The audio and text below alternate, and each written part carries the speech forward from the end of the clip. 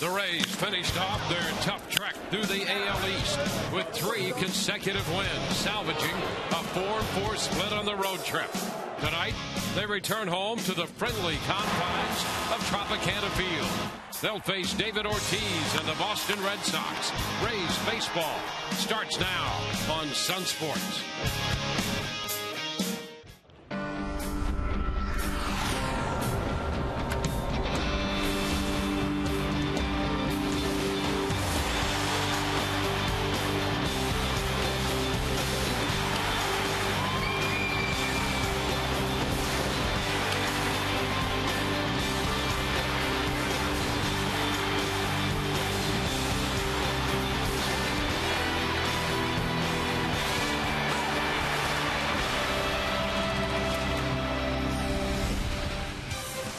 Tonight, the Rays return home after a swing through 3 of the American League East cities, and they come home tied for first with the Baltimore Orioles. The team they missed on that road trip, the Red Sox, they'll provide the opposition tonight. This game 1 of this 2-game set. Hi again, everyone. Welcome to an evening of Rays baseball with Brian Anderson. I'm Dwayne Stats. Good to have you looking in. Todd Callis will be along in just a few moments. Well, the Rays finished 4-4. They won their last 3 on that road trip to come home tied for first. They take on the Red Sox. They won 5 in a row, and a lot has been made of the youth of this Rays ball club. When it comes to veteran presence, however, the guy on the mound tonight, Jeremy Hellickson, is about as veteran as any youthful pitcher can be. And Jeremy Hellickson is looking for payback tonight. You go back middle of April, the Boston Red Sox handed Jeremy his worst start of the season. They hit 3 home runs off of him, and that was one of those starts early on where Jeremy was really overusing the cutter. Well, since then, 5 starts, 2-0 record, 2.79 earned run average, and he's been doing it with a much more recognizable mix. He's starting to figure out when to go with that cutter, but going back to the traditional fastball, curveball, changeup, it will be very interesting to see what adjustments he has in store for this Red Sox lineup. Starting pitchers presented tonight by your Southern Ford dealers. Clay Buchholz has gotten a lot of support, as you might anticipate, with a 4-1 record and an 8.31 earned run average. Hellickson unbeaten this year, 3-0 with a 2.95. Rays and the Red Sox, and this Boston club continues to sport an outstanding offense, running second only to the Texas Rangers in runs scored per game. More on this American League East showdown, the Rays and the Red Sox, coming up.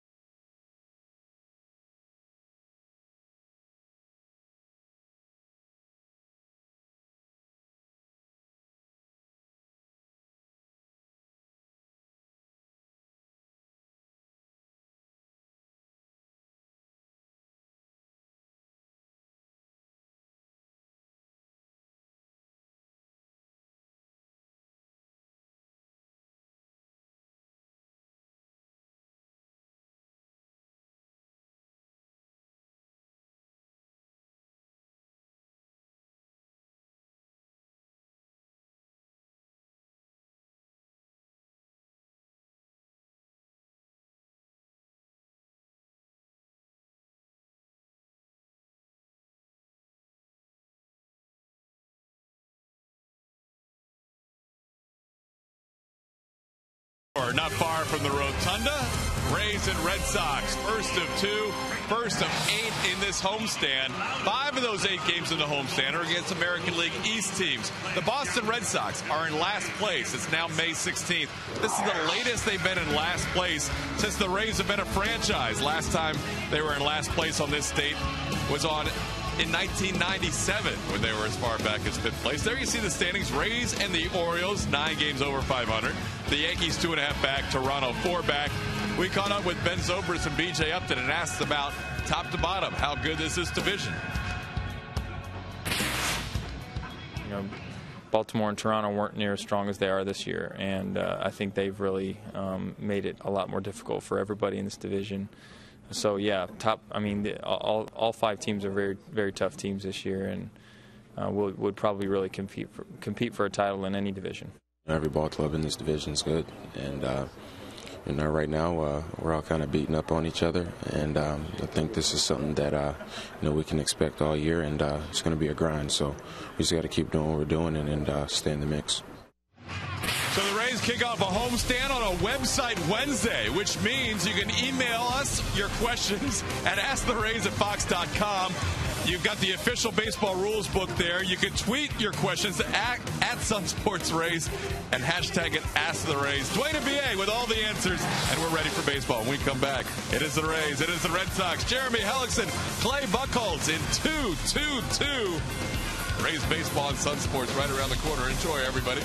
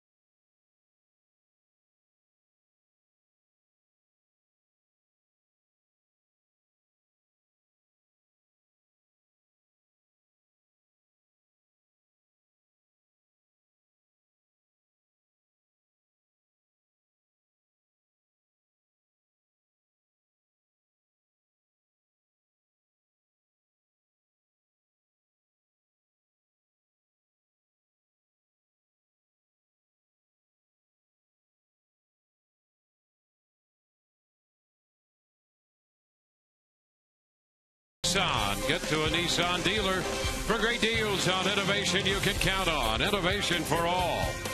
By AT&T, the nation's largest 4G network. AT&T, rethink possible. By Sagicor, plan a bright financial future today at SagicorLifeUSA.com. And by Toyota, visit your local Toyota dealer today for great deals on the amazing lineup of Toyota vehicles. Toyota, moving forward. Rays and the Red Sox tonight, meeting for the first time at Tropicana Field this year. Ryan Sweeney leads it off for Boston, followed by Dustin Pedroia and David Ortiz. Gonzalez, Middlebrooks, and Saltalamacchia down the middle. Ross, Nava, and Aviles will round out Bobby Valentine's lineup for Boston. And taking the mound tonight, right-hander Jeremy Hellickson. Undefeated on the season, 3-0, ERA under 3. What new? And all set to play ball. The first pitch presented by Pinch a Penny, and it's a strike call on the outside part of the plate. Underway here at Tropicana Field. Sweeney out of the leadoff spot. He's hitting .319 overall, and that's good enough to be listed among the top 10. Tied for 7th in the league in hitting. As you look at the numbers on Hellickson this year. Now, pretty consistent from last year. That ERA under 3, a low opponent's average.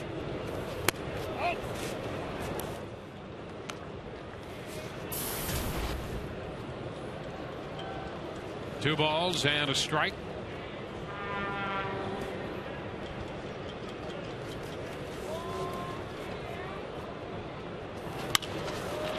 And a foul ball up the left side, out of play. And the count is 2-2.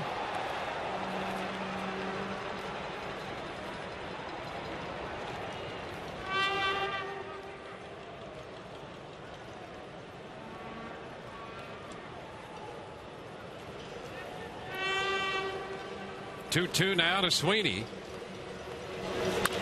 And he bounces it down to first. Carlos Pena is going to make the play unassisted.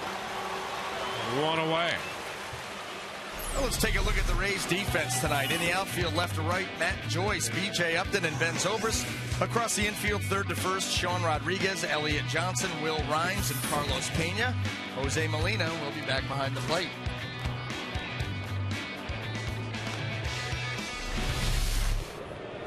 Here's Dustin Pedroia, and he's been hot lately, but when has that not been the case? He's 9th in the league in hitting. When you look at their top part of this lineup, Sweeney's tied for 7th, Pedroia's 9th, Ortiz behind them 3rd in the league in hitting. And for the up and down start that the Red Sox have had this year, that's the one constant. They are going to score runs. They roll out, even with injuries, they roll out a very potent lineup. 1-0 pitch to Pedroia, and a big cut right there. Pound for pound, Pedroia has to get more out of a cut than anybody. Well, take a look at it. That head comes wheeling out of there. And that could be his 2-strike approach. Well, you can see he actually choked up a little bit on the bat there. Better bat control when you swing like that. Yeah, he does not get cheated. And you know, you have a swing that's that big and that violent. You obviously go to the plate with a good game plan. Well, how this guy pitches you, what you're looking for, what you want to swing at. That really typifies the way he plays the game. There were plenty of doubters about him as to whether he could even play in the major leagues. Well, that issue's been settled a long time ago, but that approach has a lot to do with it. Well, that's how he approaches everything. Defense, his work ethic, getting to the field early, taking ground balls. Everything is full go all the time.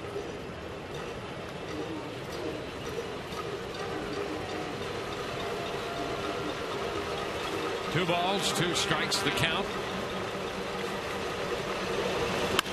And a base hit punched through the left side. In the hole between short and third. So a man at first with 1 out as David Ortiz's spot comes up in the order. Well, let's take a look at our scouting report on David Ortiz, brought to you by Coventry Healthcare of Florida. Monster in the middle of the lineup. I mean, David Ortiz gets it done year after year. .353 average. That's 3rd in the American League. He's tied for 8th in home runs, tied for 5th in RBIs, and he loves the Trop. 25 career home runs in this building. That is tied with Manny Ramirez for most by a visiting player. And the Rays put the shift on for him. And that's a strike. You know, the interesting thing about that, I mean, the breakdown's going to be close 50-50 the games he's played here and then in his home park against the Rays. He's hit more home runs here than he has in his home park, and for the large part of his career, that's been Fenway. He's hit 40 home runs total against the Rays. and 25 here. 1 ball, 1 strike. There he is, tied with Manny Ramirez. 1 up on Alex Rodriguez.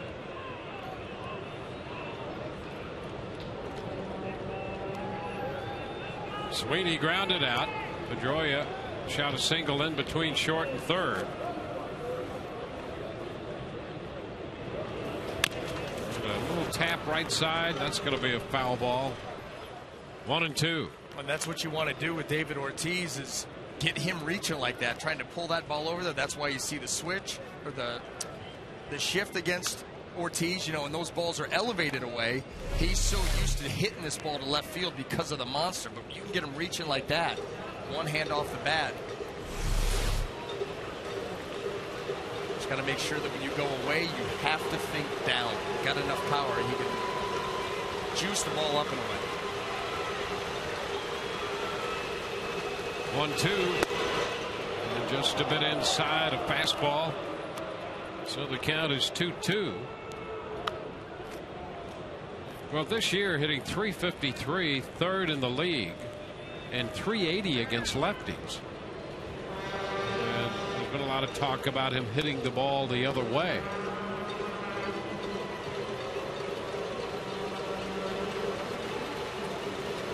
Two. Fouls this one out of play up the left side. See, that's an example right there. That's a foul ball, but that ball was elevated. See, he's strong enough. He can shoot that ball out into the left center field gap. He can get it out of the yard. See, this ball's up a little bit, and he reaches out there and can get it airborne. You keep it down.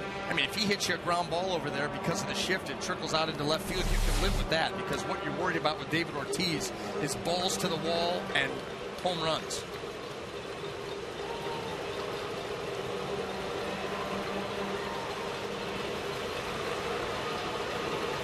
Two now, and the breaking ball stayed up and away.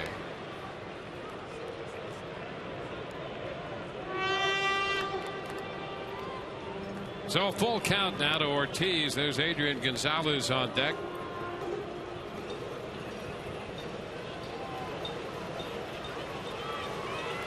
Over to first, back end is Pedroia. Boston with a 5-game winning streak coming in, and the Red Sox have outscored their opponents 34-8 in that stretch.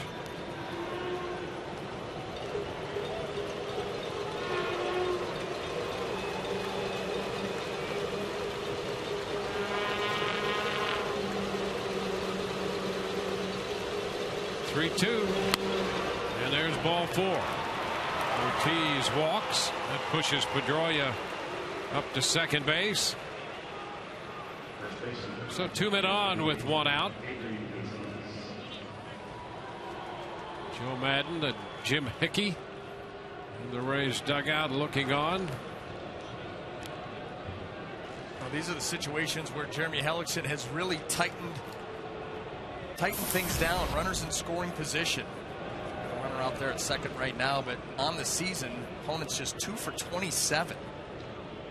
Translates out to an .074 batting average in this situation. Gonzalez, and he takes a breaking ball for a strike. Started wide and broke over. Well, Gonzalez hitting .287 on the year, but look at that, .405 with men in scoring position. Would you say that something had to give?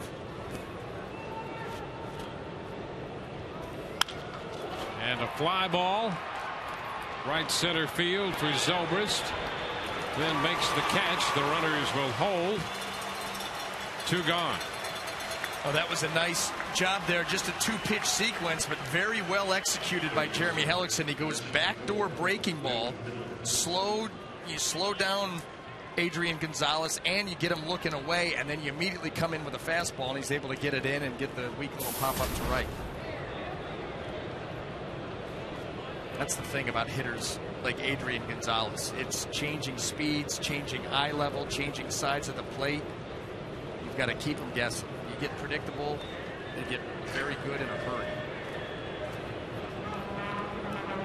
Well, now Will Middlebrooks, the young third baseman, he's filling in for the injured Kevin Youkilis, and boy, is he doing a job, hitting .300 with 4 homers and 14 runs batted in after the first pitch, and he rolls it foul. Strike one.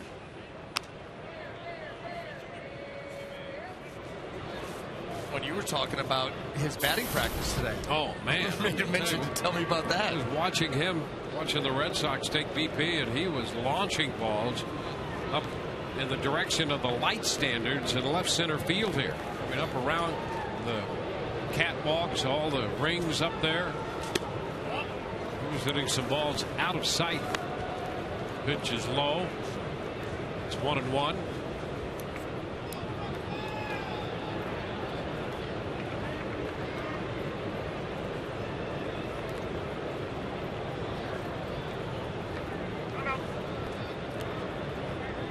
Up hitting 23 home runs in the minor leagues last year. His first year in the minor leagues, 08, he had a grand total of 1 home run and over 200 at bats, and his progress in their system has been steady, and he's really come on the last year or so. And with Youkilis out, he has taken great advantage of the opportunity.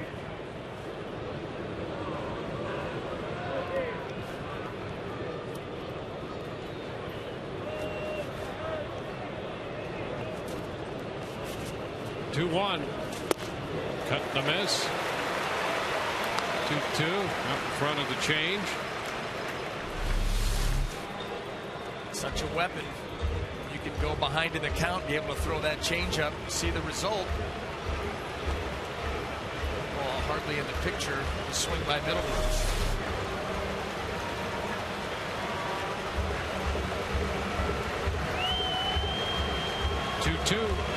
Strike 3 call. Fastball on the outside corner. Boston will strand 2. The Rays come in to hit. Bottom of the first. No score.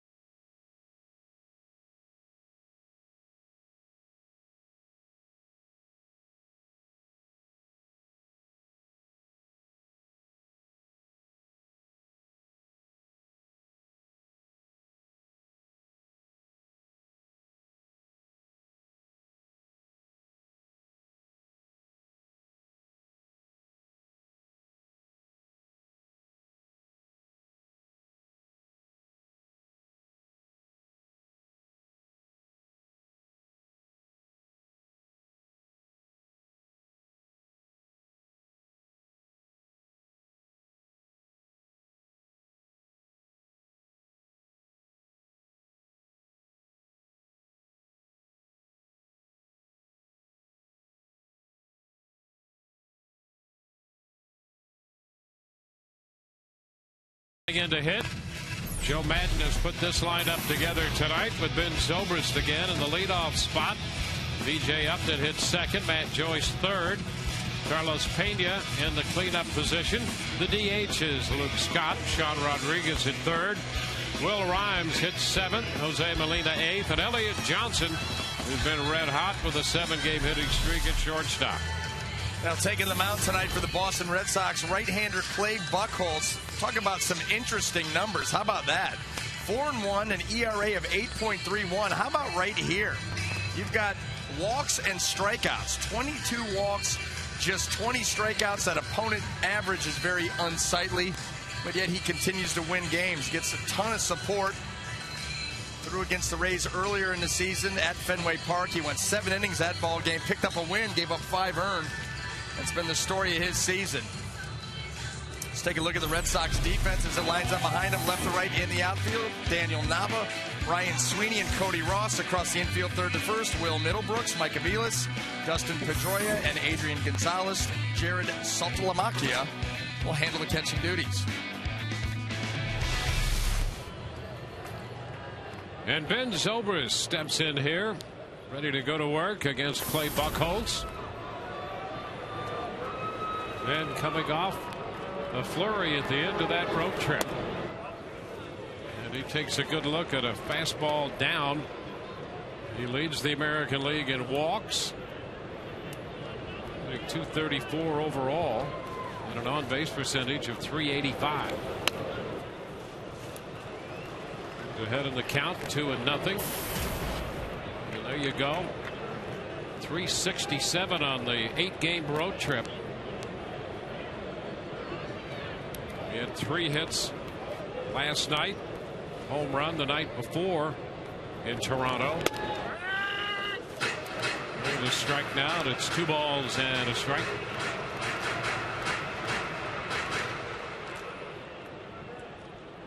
Buchholz never in a hurry out there on the mound.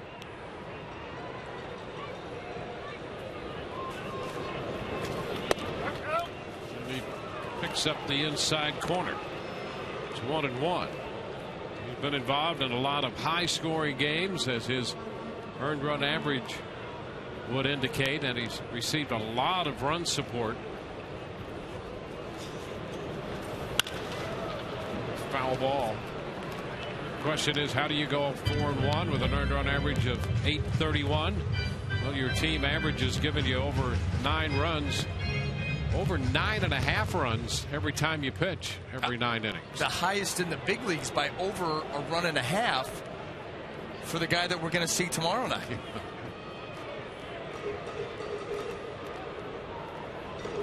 2-2 now. Stick around to find out. Ball lifted into center. Ryan Sweeney is there, and he makes the catch.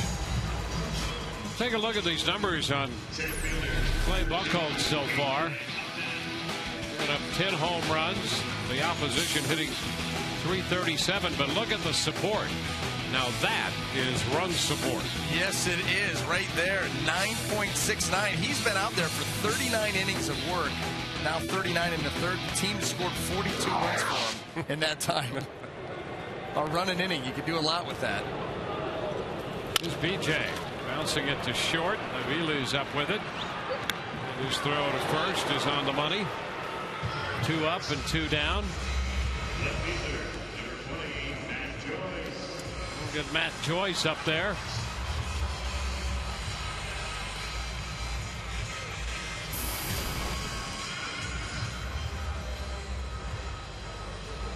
The Rays averaging over 4.5 runs, but the Red Sox averaging over 5.5 runs a game.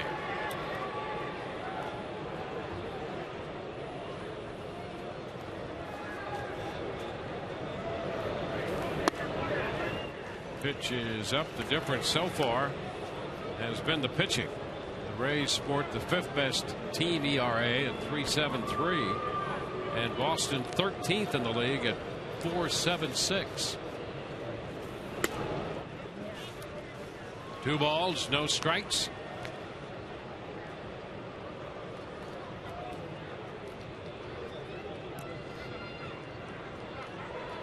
Outfield spread out pretty much straight away for Joyce here against Buchholz.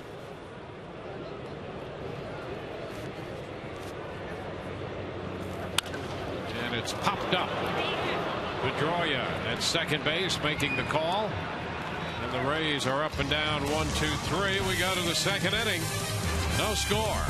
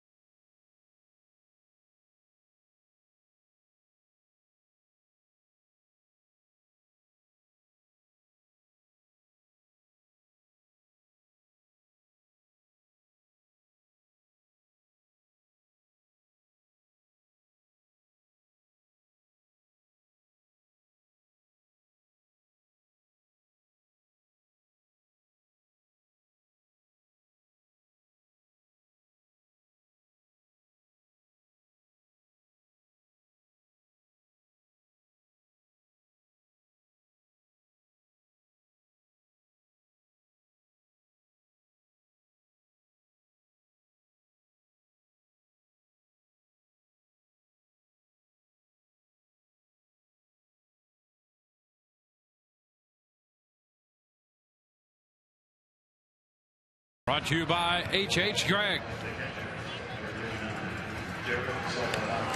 First game of 2 against the Boston Red Sox to open this homestand. Red Sox in for 2. The Braves are in over the weekend for 3. And then the Toronto Blue Jays for 3. Some great baseball. American League East, and right in the middle, a little interleague play for your pleasure. And here's Jared Saltalamacchia. Saltalamacchia, switch hitting catcher, and the shift is on for him. He's done almost all of his damage offensively from the left side. You see 5 home runs and 15 runs batted in for him this year. And all of that has come as a left-handed hitter. Here's the strike. And he has one of those against Jeremy Hellickson. That came up at Fenway. And did a really nice job of staying back on that changeup. That long swing, you see the power that he's got. That's why you see the fastball in there, because that changeup that he hit out to center field at Fenway was down and away, was not a bad pitch. Yeah, there's the breakout on his splits lefty-righty you saw there. Cut the miss. 2-2. Saltalamacchia, you'll recall when he was signed by the Braves, it was back in 03, came up through their system. He was highly touted, went over to Texas,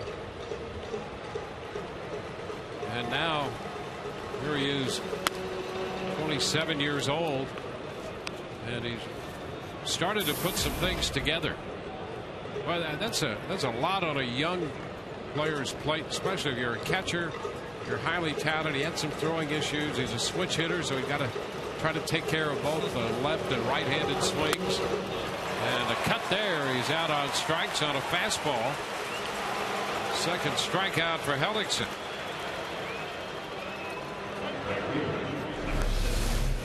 Fastball up and away here, and Jeremy gets Saltalamacchia to go outside of the strike zone. You know, that's that might be the result of some smart thinking right there on the part of the Rays. The home run he hit, we just saw, it was down. And left-handed hitters tend to be good low-ball hitters, especially against right-handed pitching. And so Hellickson kept that one up and away and got a swing and a miss out of it. You know, even the fastball that he was able to get by him earlier in the at-bat was middle of the plate, but it was elevated, got over his bat. 1-0 the count to Cody Ross.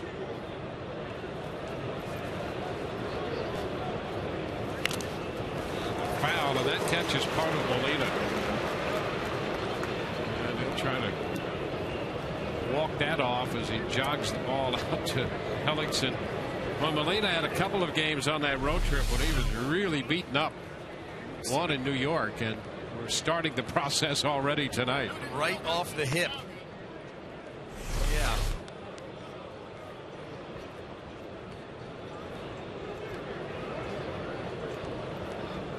One ball, one strike.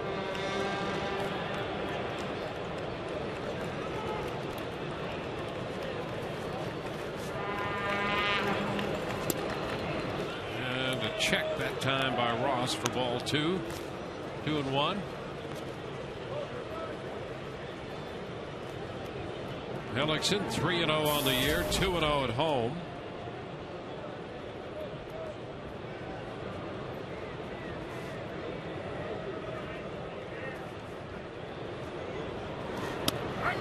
And a strike right around the knees.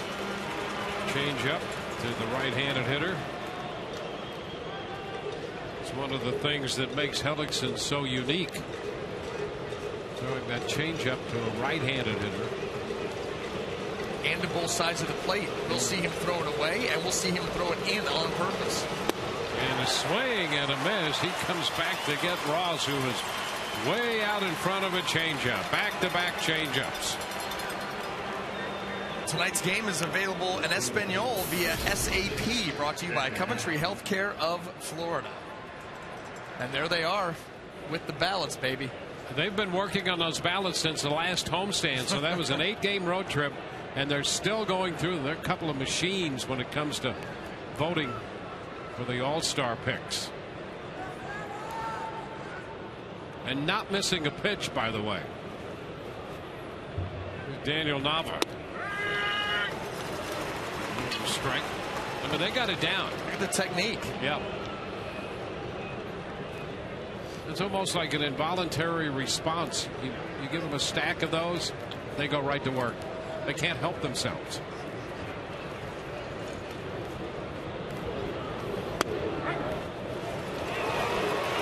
And apparently find it very relaxing. They were in a very comfortable pose.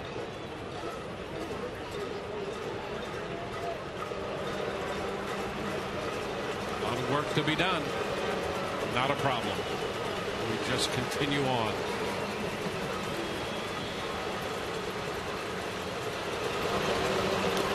Swing and a miss.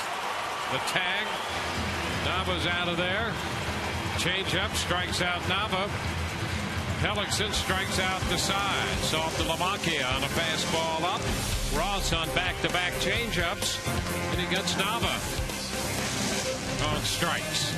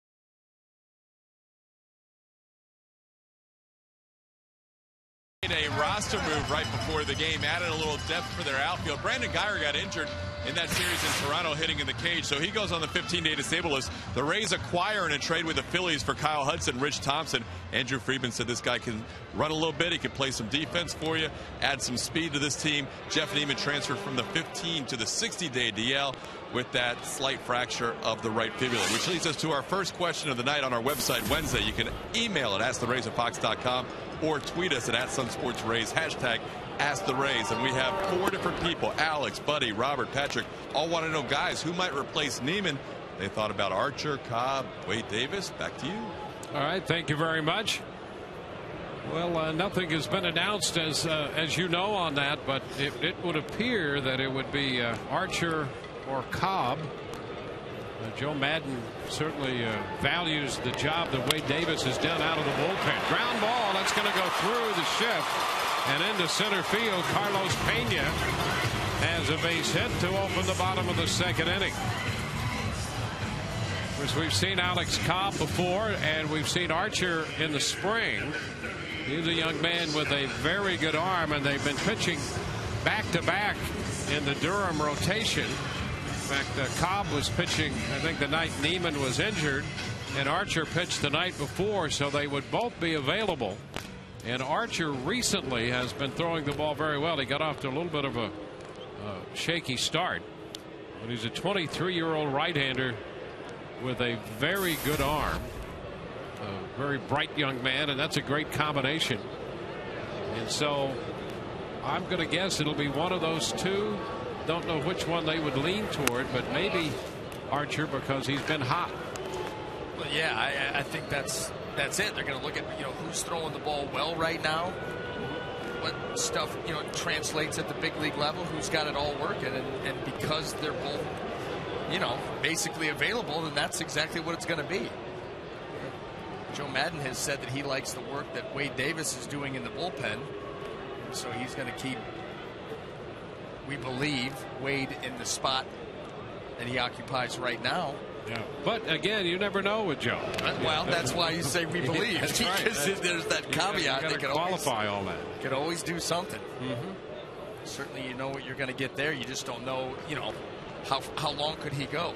And you really got to give Wade Davis a lot of credit. Here's a guy who was in the rotation, could be in the rotation if you pick a team and he could be there. He happens to be on a team that's very deep in starting pitching. 1-1 to count to Luke Scott. He's gone to the bullpen. He's done a great job down there. And we've seen where he's been available 3 or 4 times. And it's really helped to piece things together on this pitching staff because they had an arm like Wade Davis down there in the bullpen. And he's been very good. He's been a nice bridge to that back end. Pitched in some big spots and has accepted his role. 1-1 to count. Up the left side. Is it going to stay fair? That's a foul ball. Just enough slice on it to take it foul out of the reach of Nava. So the count is a ball and 2 strikes. Thought it was important that Madden said the other day he wanted to spend some time talking with Wade Davis. I think that's important. And communication. I mean, in any relationship. Yeah. At home, you and I know. That's manager, pitcher. People ask me how we get along. I said communication is unbelievably good. It's the key. But that's nice because then as a player, you never are wondering. So many times and so many teams that even I've played on, everything's a secret. Everything is a secret. Never could understand that. I know. And you're always wondering what's going on. And you have that open line of communication. Everybody's on the same page. Expectations are set. Things run a lot smoother. 1-2 the count to Luke. Pena's at first. Scott fouls this one back. And you've probably been on clubs and parts of pitching staffs where you've experienced both, where there's been a pretty good line of communication, and others you walk around, you never hear anything, and you wonder, well, what are we doing next? What are we thinking? I'm struggling here. Anybody talking to me? Yes, in some cases. No, in other cases. Yeah. They feel like you're distanced. They distance themselves from you if you're not pitching real well. And at the same time, you're like, listen, I'm a big league pitcher. This isn't the CIA, for goodness sake. That's right. You know what I mean? Just let's go. Yay or nay? Oh, he's hit by that pitch. Luke Scott hit by a pitch. Let's not get anybody hurt. The Rays already have 9 men on the disabled list with Brandon Geyer going on with the shoulder strain. Luke's going to head to first. Well, Satolamaki is calling for that pitch down, and it was down all right, but right off the right foot of Luke Scott. Watch his ball come in. There you go. Hits the ground, the top of the shoe. Delayed reaction, and then the take your base. So 2 men on with nobody out. That was the Rodney Dangerfield right there. Like, oh, my foot, I think it's broken. What he had done there.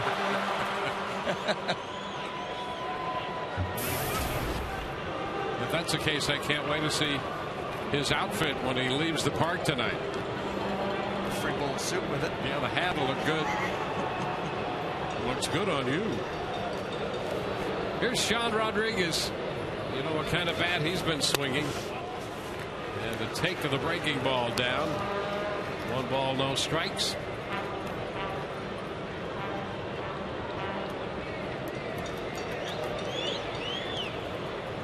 Sean hit a home run last night, his 3rd of the year. Came in the 7th inning, and he just powered a ball out toward right center in Toronto. Cut right there. 1-1. He was attacking the fastball there, and that's That's something that Joe Madden doesn't mind to see. Here's another look at that home run last night. Well, he let that ball get so deep into the strike zone, and then the power that he was able to generate to get the ball out where he did was very impressive. Yeah, that's a thing of beauty right there. That's one of my top favorite home runs of the year. That was a great job. 1-1 to count now to Sean.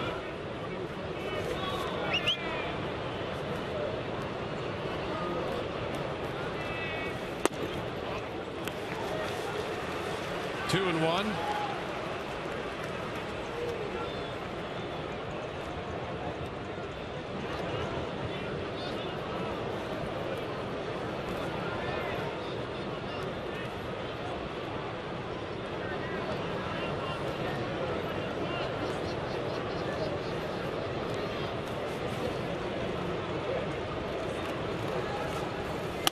Upstairs.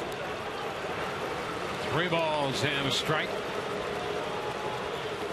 Bobby Valentine looking on from the Boston dugout. Will Rhymes on deck. Rays trying to put together an inning here in the second inning, with Pena opening on the base hit. Scott hit by a pitch, and Rodriguez way ahead, 3 balls and a strike.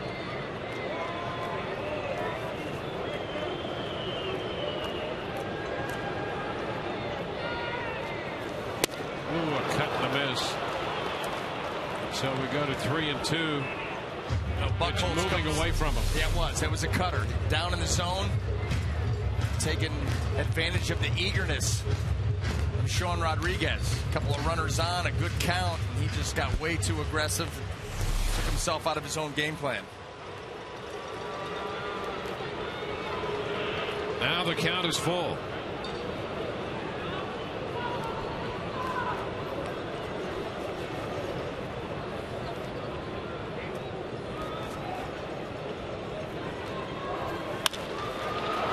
Fouled up the right side, out of play. 3-2 fastball.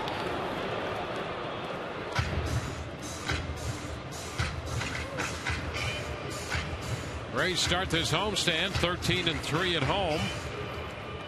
They've closed to within a game of 500 on the road, 10-11, and 10 over at home.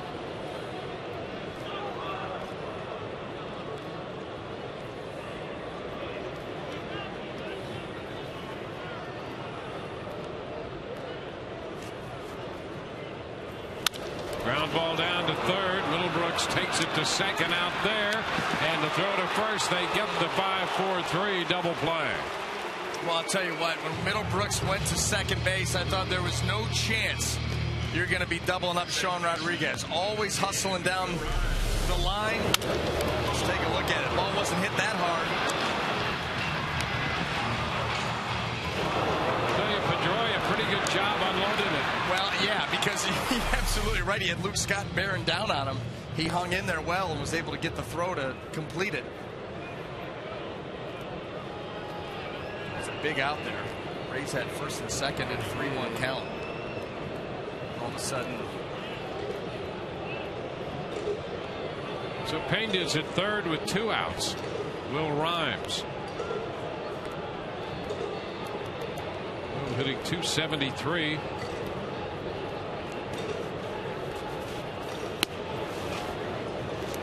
Takes the pitch down.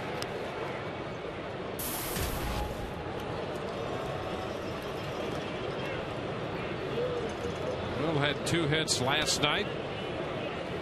A double and a run scored the night before. 2 hits the night before that.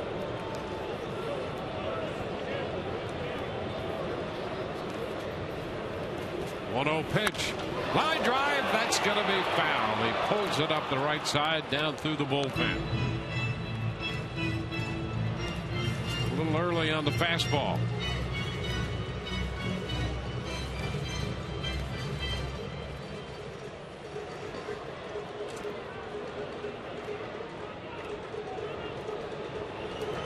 A 1-1 count.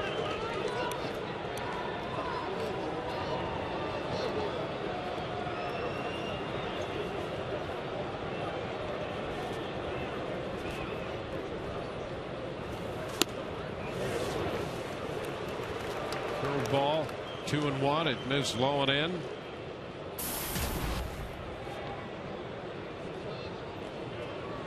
Seen the combination of his fastball and the cutter and a curveball.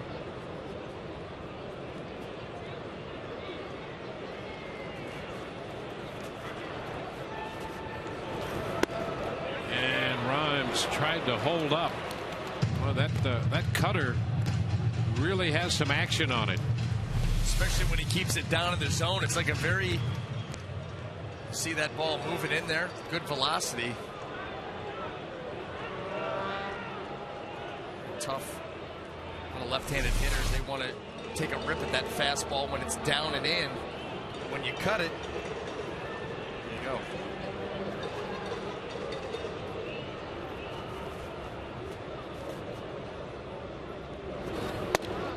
He took a shot with a fastball inside and didn't miss by much. Not at all. And Saltalamacchia did a nice job of freezing that pitch. Watch him go out there and stick this fastball. Boom. I mean, that's your catcher working for you, and that looked close enough to call. Yeah, sure did. That looked like a good pitch. So the count is full.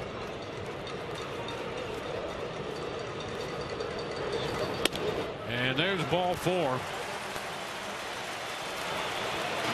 So it's first and third. Jose Molina is due up. Well, tonight's game and all season long, Tires Plus will donate $100 to the Pediatric Cancer Foundation for every Tampa Bay Rays home run televised on Sun Sports and Fox Sports Florida.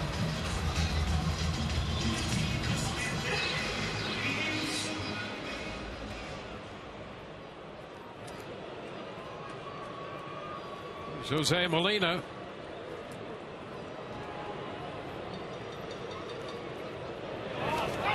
Oh, he balked right there. That's a balk. There was a hesitation in the middle of all of that. And Pena's going to come down the line to score. The Rays get the first run on a balk. Just a mental lapse. Rhymes moves to second, and the Rays get a run on the balk. Now let's take a look at it. Oh, he actually picked that front leg up as if he was going to home. I mean, that was a complete mental lapse. Well, the pitch is wide to Molina. Ball, no strikes. Misfiring of the synapses. It's a slight delay.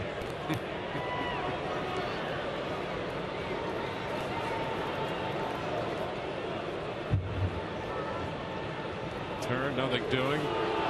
I'd stay away from that for a minute. Just, you know what? Just get the guy out at the plate. Yeah, let's take another look at the balk. Well, watch the front leg. He picks up like he's coming home. Here he is. Going to lift the leg, pitch up now. Yeah. That one was, that's where you just called on yourself.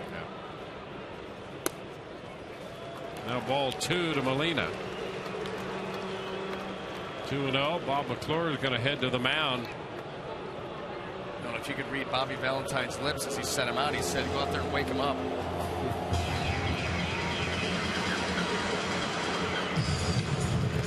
So the Red Sox will talk it over on the mound. As a reminder, you can send your favorite Rays player to the All-Star game this summer.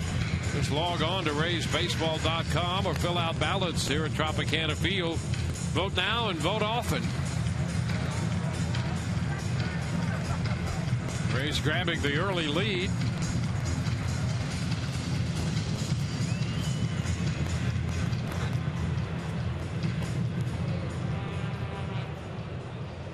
Two 2-0 the count to Molina.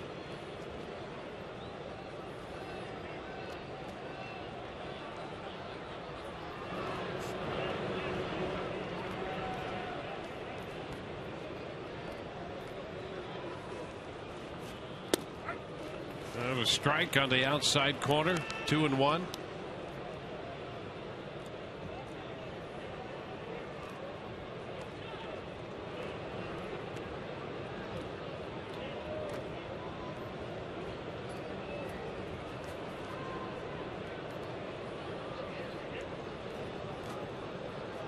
2-1 pitch. And a foul ball off the fastball. Squares it at 2-2. Molina's had some success against Buchholz. He's 4 out of 8 against him. Maybe just the fact that Molina was about to step in unnerved him and led to the balk. Quite possibly. Count is 2-2 now.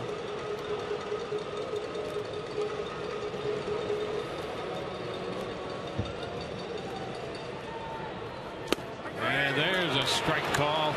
Breaking ball. That's a dandy. Ray's going to run on the balk and lead 1-0 through 2.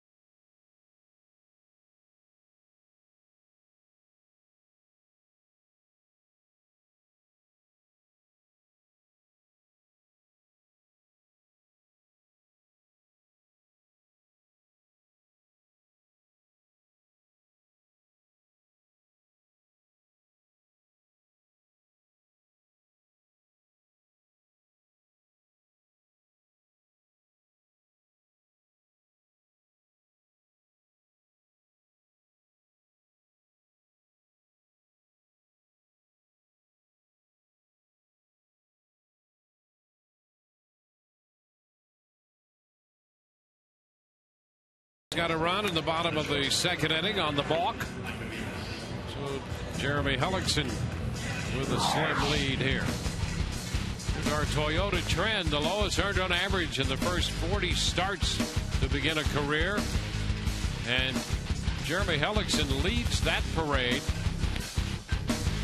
I can't get over to Jeremy Hellickson. I can't get away from the eyes of J.A. Happ. I'm mesmerized. Thank you. Yeah. Thank you. Hellickson not the only Ray in that photo. I couldn't get off of it. He strike to Aviles. He could have told me to do anything right there, and I would have done it. It's complete mind control. Yeah. Going back to the game. The liner up the left field side. That's going to be fair. 2 hops the low wall. Joyce plays the carom, and Aviles is in with a double. Aviles got a gift there. That was just a hanger. Didn't have that good bite. You see it knuckle curve, but it just stayed up and out over the plate. He was able to go out there and break that down into the corner.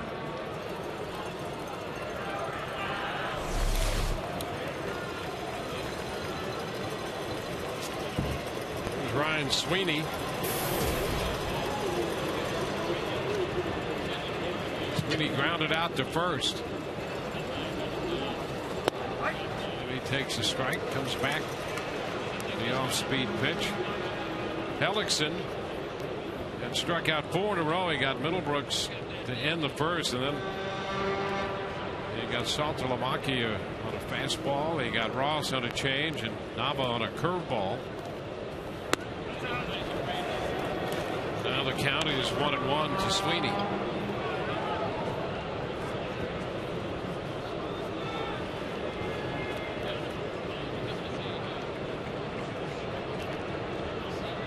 Brandon Geyer DL with a shoulder strain.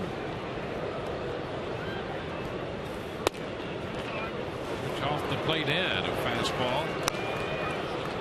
2-1. Rays now with 9 players on the disabled list.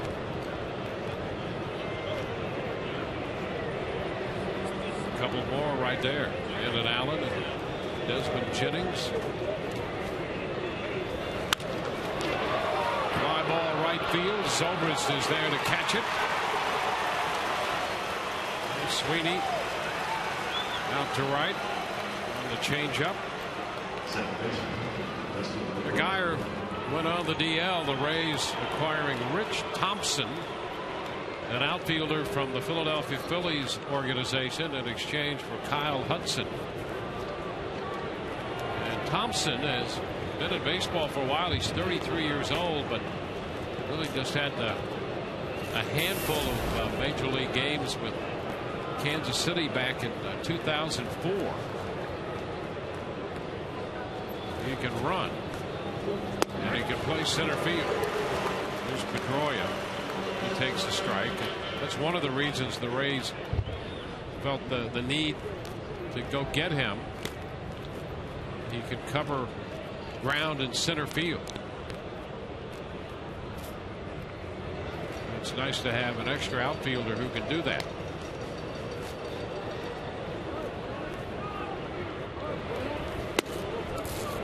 One ball and 1 strike to count.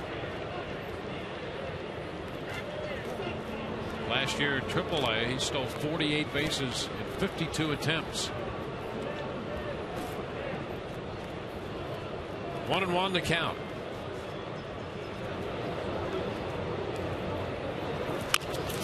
Tap to third, foul.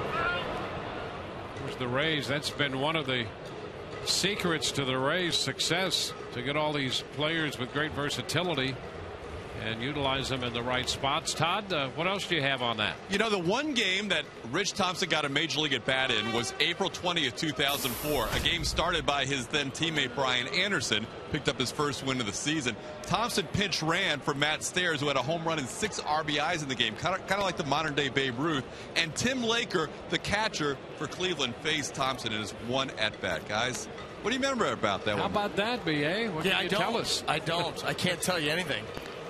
I'd like to, but I'm still stuck on J.A. Happ's face. It's a foul ball. So the count remains 1-2 on Pedroia. Well, see, there you are. They're always springing stuff on me. I don't like it up here.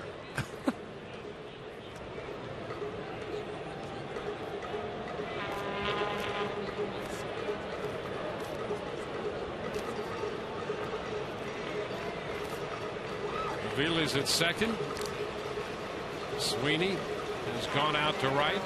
1-2 the count to Dustin Pedroia.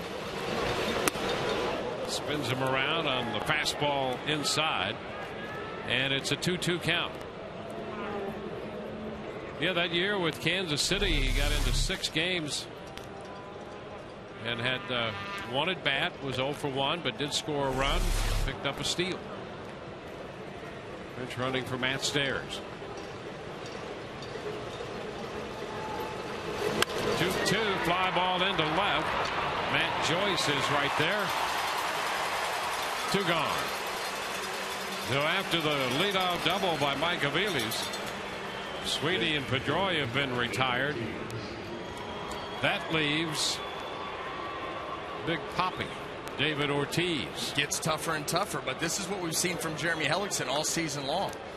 Runners in scoring position, he really slows the game down and is able to make quality pitches.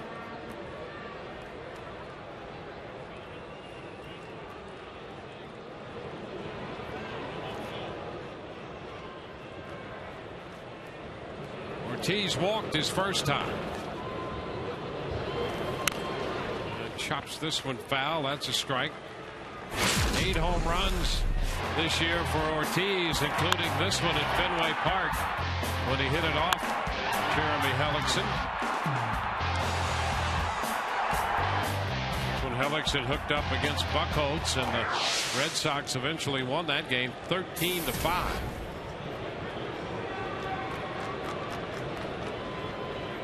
He's hit a fastball out on that one. 1 strike the count here. Ground ball toward the middle, and right there is Elliott Johnson on the shift, and Elliott Johnson throws him out of the shift. Bottom of the 3rd coming, 1-0 Rays.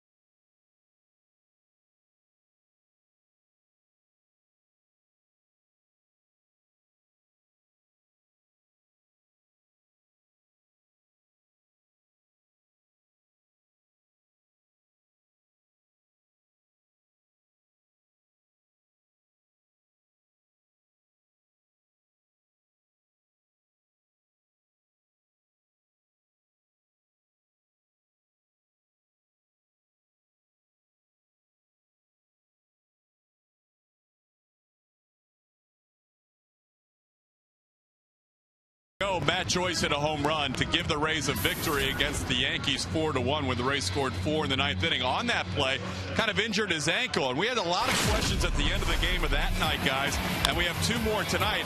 There you see the injury, and Joyce was able to run around the bases, but Bill and Joe and others last week wanted to know what would happen if he was injured to the point where he couldn't have run around the bases, guys. Well, the Rays are going to still get all those runs. We referenced that briefly that night. Here's a bunt put down by Johnson, and it's going to be a good one. Middlebrooks picked it up just as the ball started to show some inclination to roll foul. That's a bunt base hit for Elliott Johnson. He's doing a little bit of everything for the Rays, getting a chance to play on a daily basis. And you know what? Middlebrooks should have let this ball go. He was no way he was going to throw out Elliott Johnson. This ball actually comes off of the turf here and started moving towards the line right here. Your best bet now is just to let it go. You're not going to throw him out. So just, hey, ends up staying fair. Fine, it's a hit, but it's going to be a hit either way. So Elliott's at first, now with an 8-game hitting streak. And here's Ben Zobrist. And the curveball drops in for a strike. 1 the count.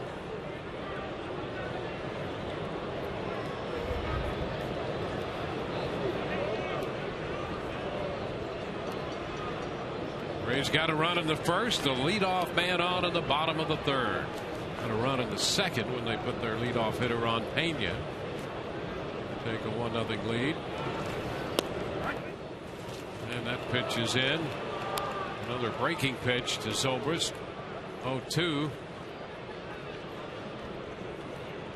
So the Rays getting back to that home run hit by Matt Joyce.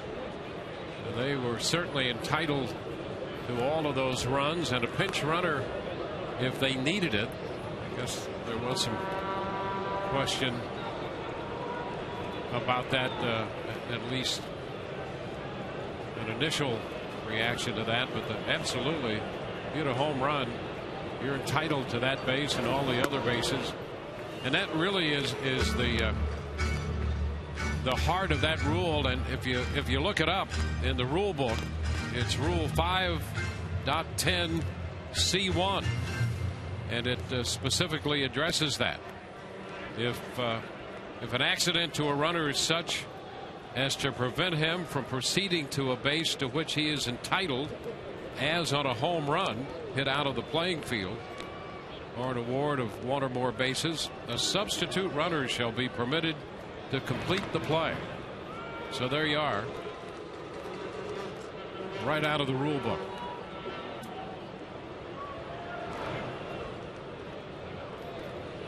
One and two the count. Zobrist waiting on Buchholz.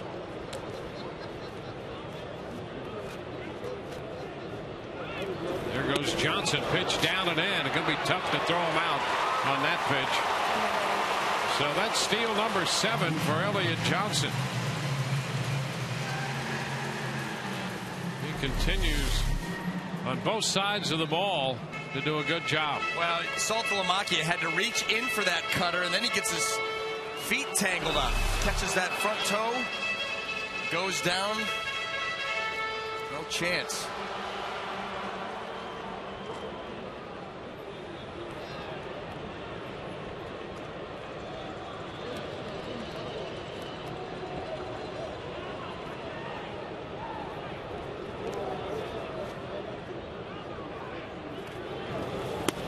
Swing and a miss. Joyce the first, Zobrist the first out. He missed that changeup. Yeah, not usually a strikeout pitch for Buchholz, but he comes with it here.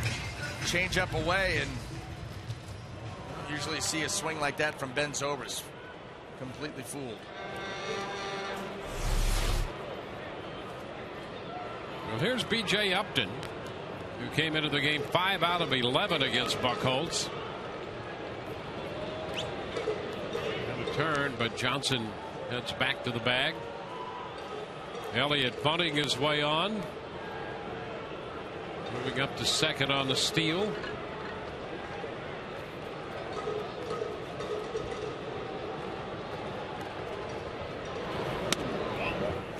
It's a ball away. No ball, no strikes.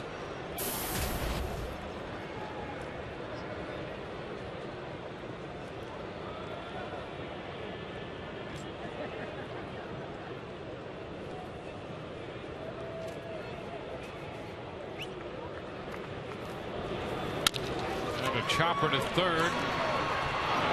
Throw to first by Middlebrooks in time.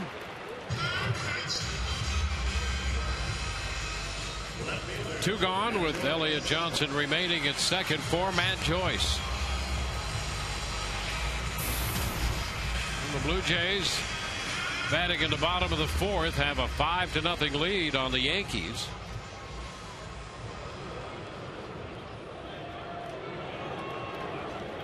Sebia hit a home run in that one, his 4th of the year. Encarnacion has hit his 13th of the year.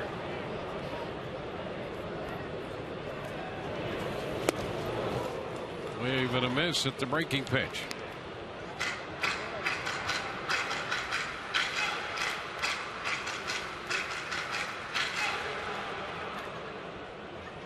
Rays trying to go 10 games over 500 again, 23-14 at the moment.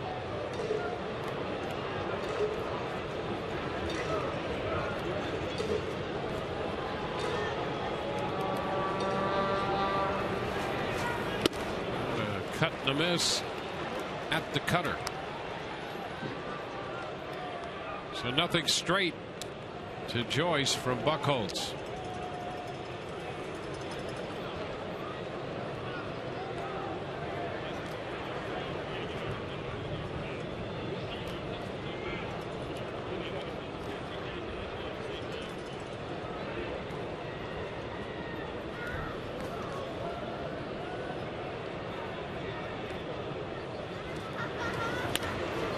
Hopper foul. It's going to be backing out of play.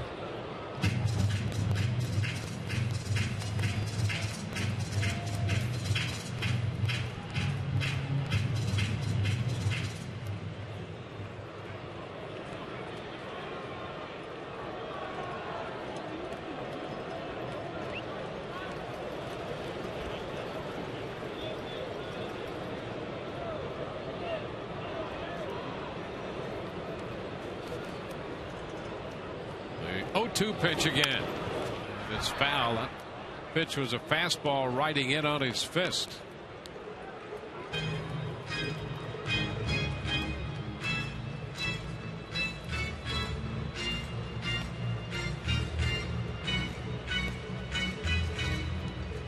We're going back and forth in that Minnesota-Detroit game. Twins led 2-1, then 5-1. Then Detroit took a 6-5 lead. Now the Twins have tied it with a run in the third, 6-6. Tigers at 500, 18-18. Down and in. 1 ball, 2 strikes.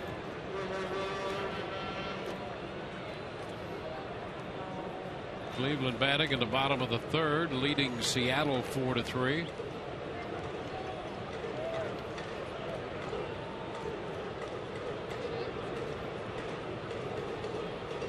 Here it's 1-2, the count to Joyce. And he fouls it. That's going to slice out of play. So Joyce down in the count is battling up there.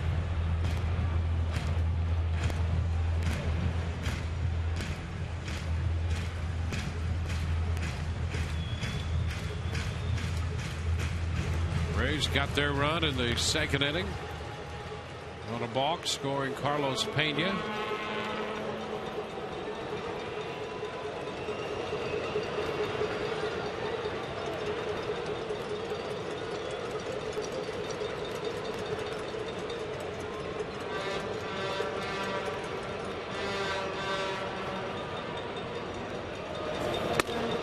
Joyce takes it too tight. Fastball, and it's 2-2. What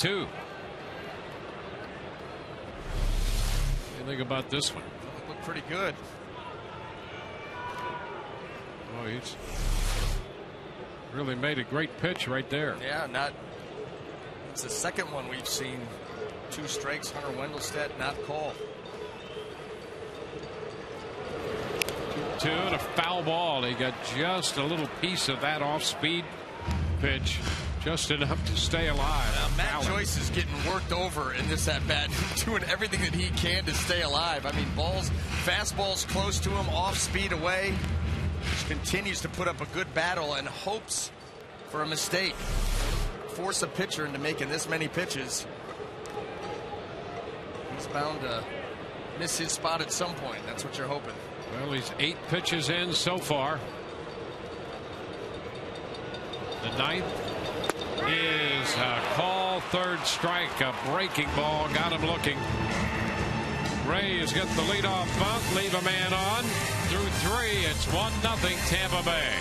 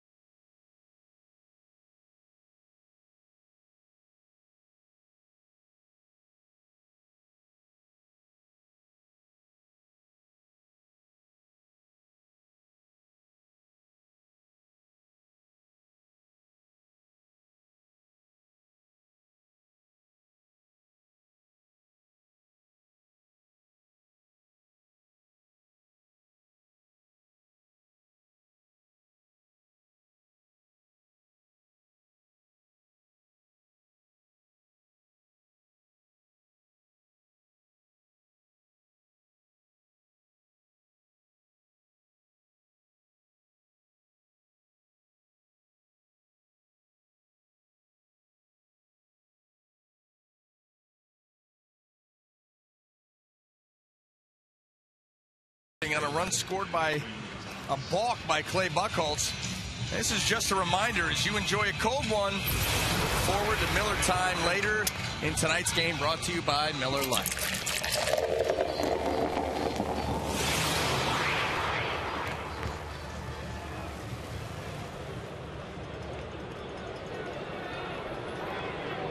In the fourth inning, middle of the order, beginning with the cleanup man, Adrian Gonzalez, to lead it off. Fun question. Gonzalez, Middlebrooks, and Saltalamacchia. First pitch is lifted toward left center. And B.J. Upton is there to make the catch. One pitch, one out. Well, Gonzalez 0 for 2 on 3 pitches. Middlebrooks due up. And let's take a look at tonight's AT&T trivia question. Since all the way back in 1921, which starting pitcher has the best home earned run average in a minimum of 20 starts? Middlebrooks. First pitch is a strike. Well placed fastball. Not overpowering always with the fastball, but the location most of the time very good. The popper on the right side. Rhymes at second base. Hellickson had made 52 pitches through 3 innings, the same number that Buchholz has made through 3. And a couple of quick outs here in the fourth. Just 3 pitches in, 2 outs. The catcher, Jared Saltalamacchia, will be coming up there. You know, the point you made about the fastball not being overpowering, that just shows you if you can locate and change speeds, doesn't matter. You don't need it. It'd be nice to have, you know, take out 95, 96, 97. Jeremy Hellickson just goes out and carves you up. There's a strike. 1-1.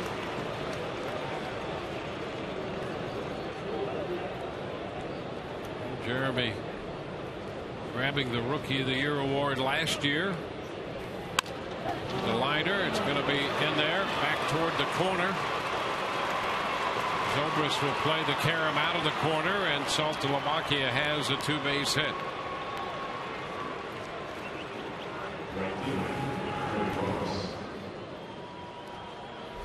I think here Jeremy Hellickson thought, if I make this pitch, there's no way he's going to be able to keep it fair. And that ball was almost in off the plate, but Saltalamacchia does a nice job of pulling the hands through and letting that barrel of the bat kind of drag through the zone. And then when he makes contact, he doesn't end up buggy whipping that thing foul. He keeps it in fair territory. Yeah, and you're absolutely right again, as you so frequently are. That pitch almost impossible to keep fair. That's it. Yeah, that's a great point. A cutter working its way in, and if you pull your hands in tight and you keep the barrel of the bat back through the zone, you've got a chance. If you get out in front, yeah, you hook that down and slice it, and you hook it right into the fans. Cody Ross, he takes a pitch down off the plate. 1 ball, no strikes. The Red Sox have had base runners in 3 of the first 4 innings, and they've had them in scoring position in all 3 of those instances. Slow, 2-0.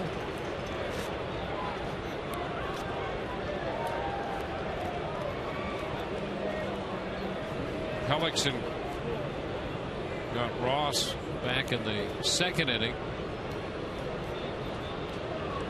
Doubled up on the changeup to get him. Now he's behind him 2-0.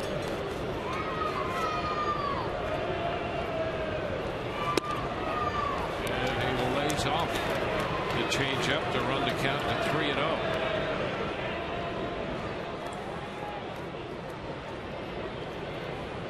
Ray's got a run in the 2nd. We're in the top of the 4th. 2 outs, and the Red Sox have a threat. 3-0 the count to Ross. And that's outside. Fastball. Ross goes to first. We'll put runners at first and second with 2 outs.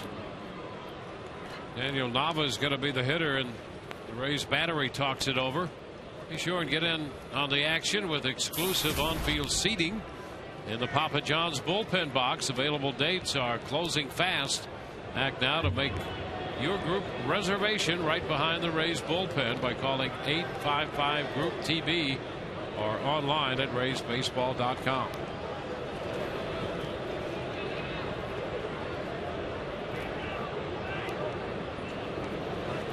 Here's Nava.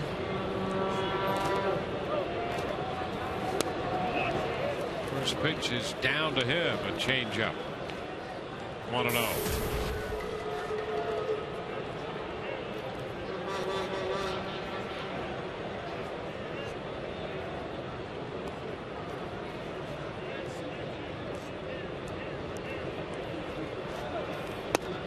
That's a strike. That 90-mile-per-hour fastball looked quick right there. A little bit of a cut to it. Just can't quite get there.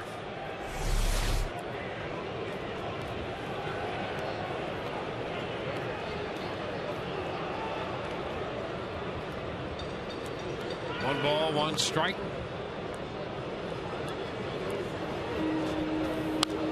And a foul ball back. You know, it was the changeup, as we've chronicled many times. It was the changeup in the minor leagues that suddenly catapulted Hellickson into a prospect. But beyond that, he has such a great feel for pitching. I can imagine him in high school pitching almost the same way as he's pitching now. And I think that's why at the beginning of the season, when he introduced the cutter, he didn't know quite what to do with it because he had been working with these other pitches for so long. But you're right. I mean, and he's been forced to because he's not going to outstuff you. But he will make you look foolish. Pitch inside. 2 balls, 2 strikes. He seems to have a feel for, in that last case, he's up 1-2. You see a lot of pitchers go away with the next pitch. He's coming in even more.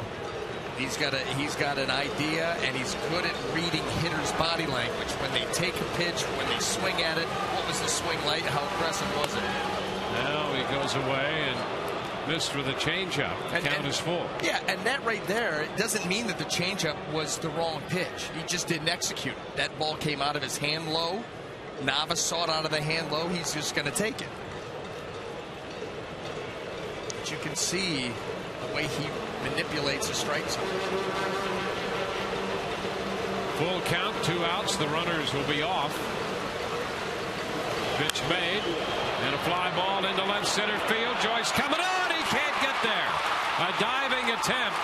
1 run is in. Upton backs up the play to prevent any further damage as Ross stops at third. Nava winds up at second. Saltalamacchia scores to tie the game.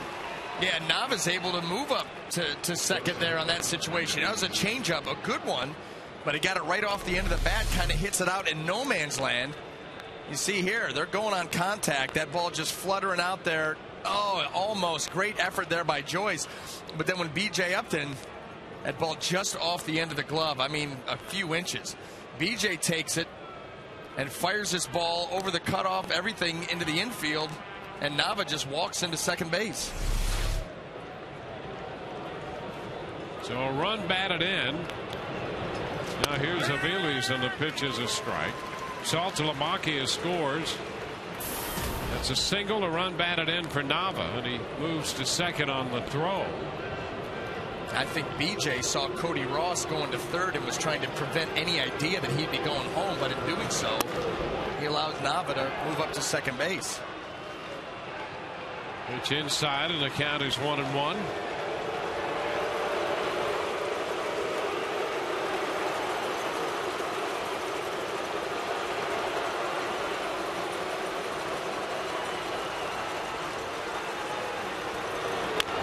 Ball foul outside of third. That'll cost you. Yeah, that will cost you. Field of play. Collect your Click your gear. Give the ball back. Please let him stay. Honey, I'll see you at home. Can we talk about it? He lost everything. Everything for a souvenir baseball. It's a grown man and a baseball. Love it. Foul ball back. Yeah, that was a landing with the nose down. And now pleading his case. And there you are. Souvenir. And he's going to stay on. Just opened up a can of worms. Foul ball. Avila's just reaching out, making contact. Stays alive. Yeah, there's a little friendly competition going over the rails for that one. Where this started out, the first two men were retired on just 3 pitches. He's made over 20 pitches now in the fourth.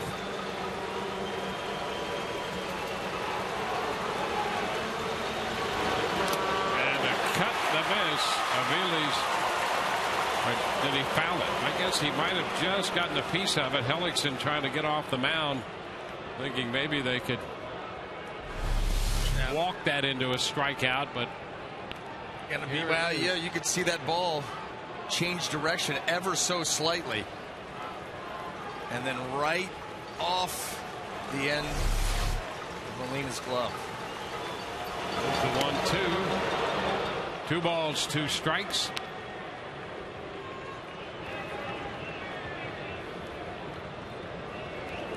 Saltalamacchia is 2-out double that's turned into a run. Ross at third, Nava at second. 2-2 the count to Aviles, the shortstop. And we're going to go 3-2.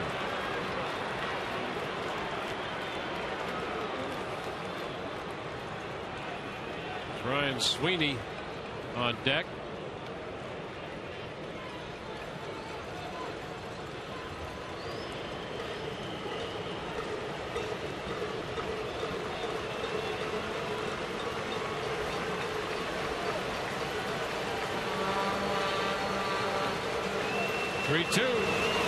Ground ball headed to short. Elliott Johnson up and out with the throw, and that retires the side. Boston scores 1 run. We're tied 1-1 mid-4.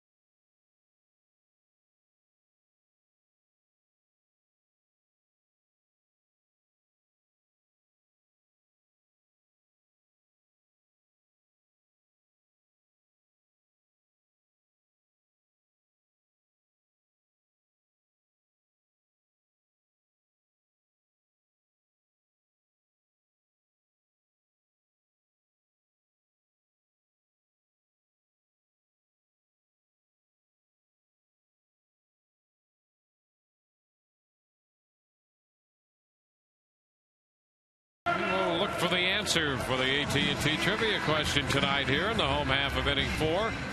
Since 1921, name the starting pitcher who has the best home ERA with a minimum of 20 starts. And that would be Jeremy Hellickson with a 2.29. And take a look at the list.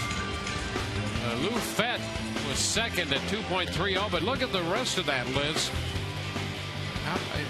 Any list, if you're a pitcher and Koufax is on that list, that's a great list to be on. I'll say this. Anytime you're on a best of list and it includes black and white photos, yeah, you're pretty good. Well, there you are. A black and white photo of Lou Fett and Sandy Koufax. I mean, this doesn't get any better than that. High popper by Pena. Adrian Gonzalez takes care of that as Pedroia backed off. One away here in the bottom of the fourth. And Luke Scott about to step in. Well, that also gives you an idea of how good Kershaw's been.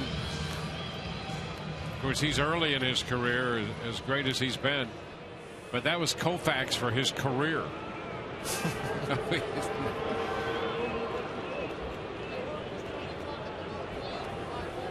Luke hit in the right foot by a pitch his first time.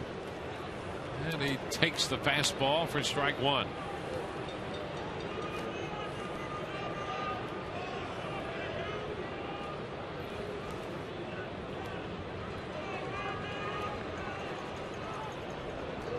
Clay Buchholz and Jeremy Hellickson opening this two-game set.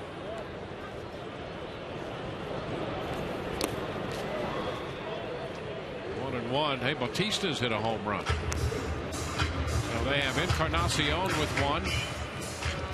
Aaron Sebia hit one, and now Bautista's ninth, and the Blue Jays lead the Yankees 7-0 in the bottom of the fifth at Toronto.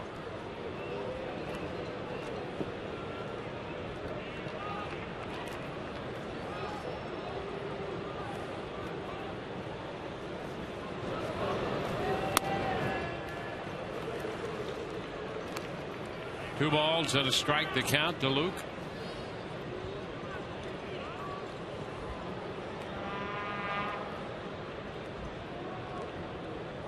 Buchholz 3-0 in his last four starts, but his earned run average during that time has been 7.77. Big cut and a miss, and it's 2-2. But right here tonight, we've got a 1-1 game going between Hellickson and Buchholz.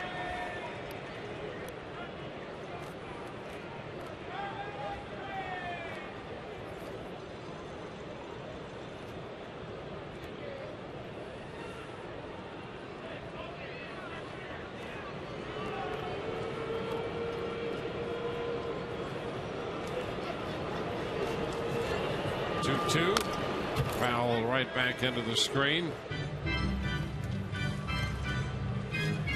Luke, 7 home runs. He connected at Fenway against Buchholz.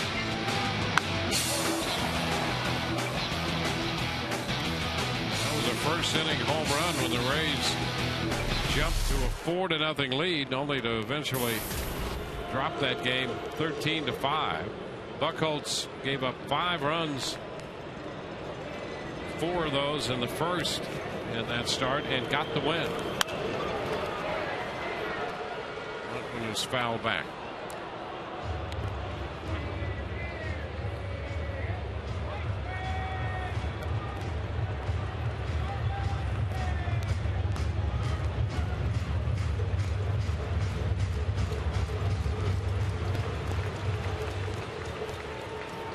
Sean Rodriguez will be next.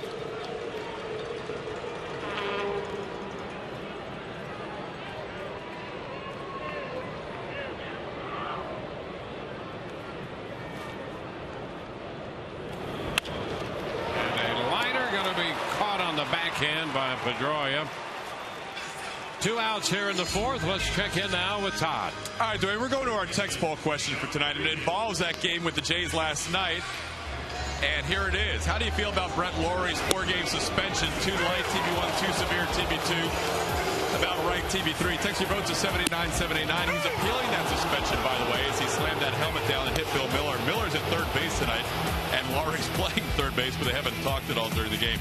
And that leads us to our next question, guys, and that is from our Twitter nation. Robert wants to know about whether you guys think Laurie should have expected a bigger strike zone after walking down towards first on the 3-1 call. Back to you. Yeah, the answer to that is yes, we're surprised by the suspension, at least from this corner. I'm surprised by the fact that it's only 4. And I'm also surprised that it has come down as quickly as it did, but surprised by its fact that it's only 4, and not surprised that the strike zone got bigger. No, I agree with you. In fact, you think about that 4-game suspension. He went aggressively with that helmet, hits off Miller's hip, he gets 4 games. What if that helmet bounces a little higher? Same throw, same everything, bounces a little higher and clips his lip. Now he's got a bloody lip. You think he gets 4? I guarantee you he gets more than that. So now it's based on where on Bill Miller's body it hit. Yeah. How many games he's going to get. Yeah, I don't get that. As far as the strike zone, young player running early like that, yes, you have to swing at the next pitch. In fact, after that game was over last night, we ran into Pat Tabler in the hallway, and he said when he was a rookie, he did the same thing. 3-1 pitch, started too early. That pitch was called a strike. This one back at third, and off the glove of Middlebrooks as he attempts to backhand it. Rodriguez is aboard.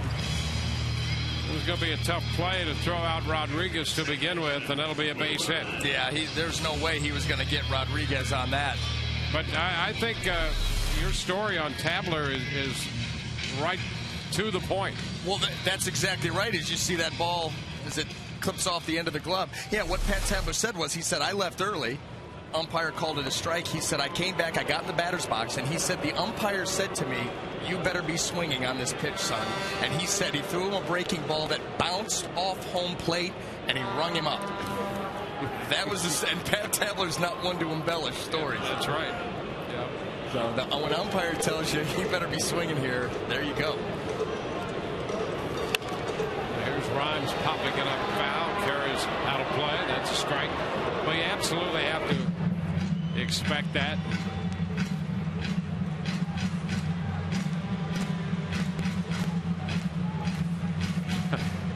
It's an interesting situation, isn't it? Yeah. But you know it. Guys on the bench will do that. You watch a guy do that, they're on the bench like, he better be swinging here. Yeah, they're all ready. They know how it's going to go down.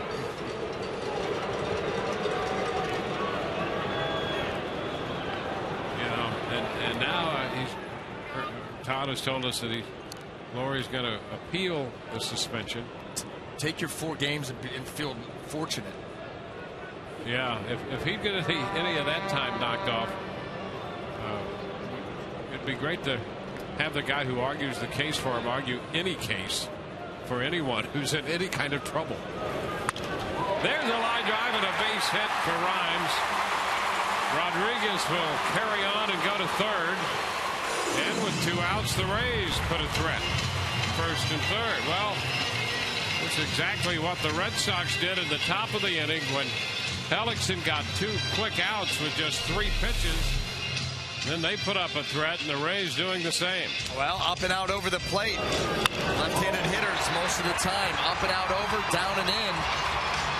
Will Rhymes slaps that out into right field, and they got a chance here to steal a run. So Jose Molina is going to be the hitter. Came into the game 4 out of 8 lifetime against Buchholz, and before Buchholz threw him a pitch back in the second, Buchholz balked home Carlos Pena. Well, Rodriguez at third now with Rhymes at first.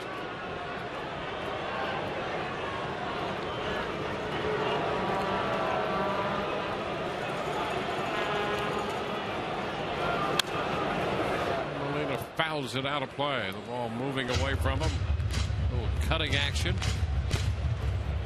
Baltimore's in Kansas City tonight. The Orioles batting in the 3rd inning. No score of that game.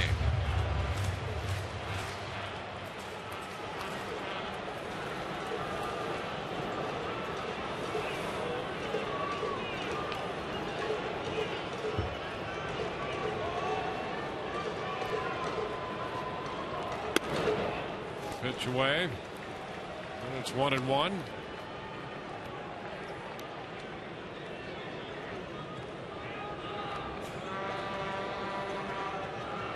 AL East. 5.5 games separate the top teams from the bottom club.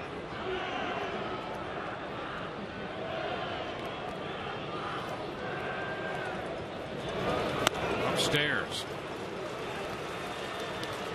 2 balls and a strike.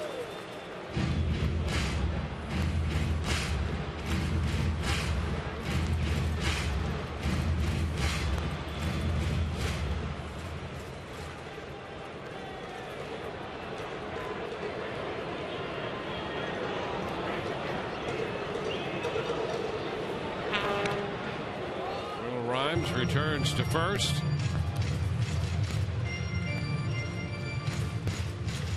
Each team with a run, each team with 4 hits.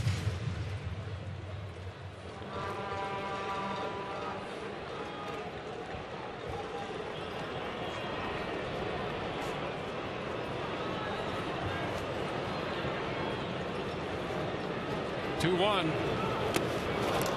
Swing and a miss gets away from Saltalamacchia, but not so far to allow Rodriguez any idea of scoring. Breaking ball here by Buchholz. Saltalamacchia. That ball not far enough away. Sean Rodriguez was coming down that line hard.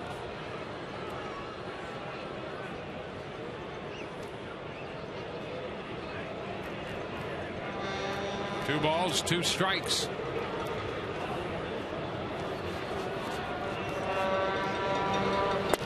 And strike 3 call, a fastball, and Molina is caught looking. 2 men left. On to the 5th, 1-1 tie.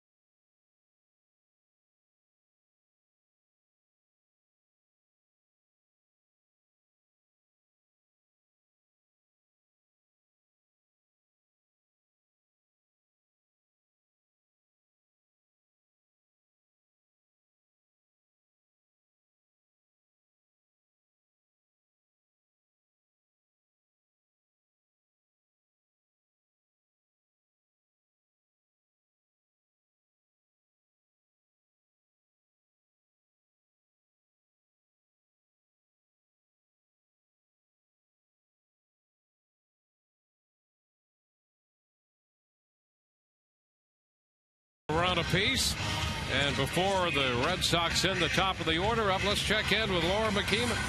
Thank you, Dwayne, and of course we want to keep the tweets coming in. Follow us, it's at Sun Sports Rays, and log on to FoxSportsFlorida.com where you'll find our Game Connect.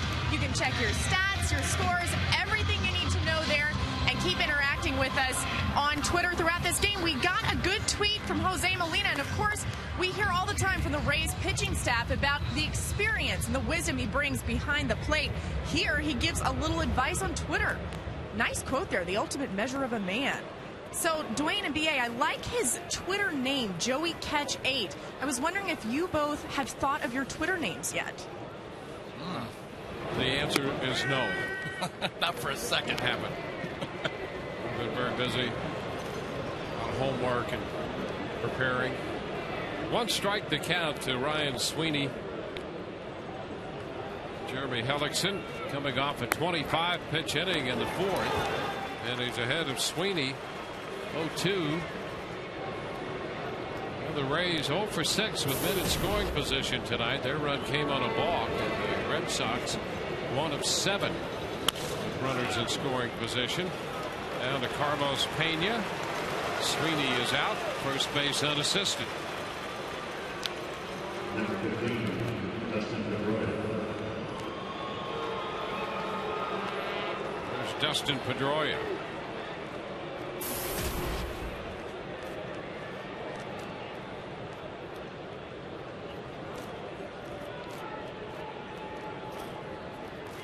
Pedroia had a base hit in the first. He is 1 out of 2.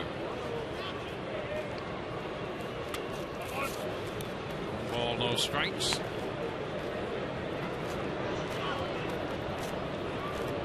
Buchholz.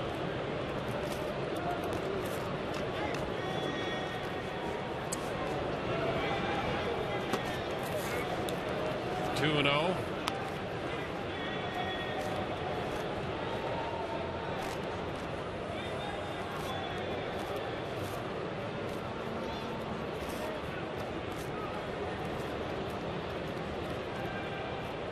A 2-0 count to the Red Sox second baseman.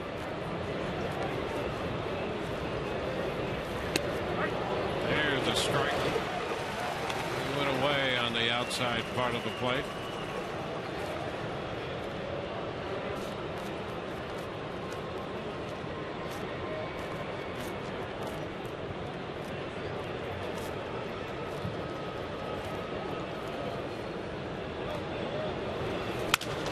Ball, third base side. Sean Rodriguez scoops and throws. 2 up, 2 down, a couple of ground balls. Time for the Just for Men auto stop foolproof stat with the Red Sox since the 1st of September last year. 24 and 39, and their starters an ERA of close to 6 as the Red Sox are counting on a turnaround. You can count on Just for Men auto stop for foolproof results. Comes right down to pitching with this ball club. You know, they're going to score runs. And here's Ortiz hitting a fly ball right back to Upton in center. One pitch, he's out of there. Quick fifth for Hellickson. We're tied 1-1.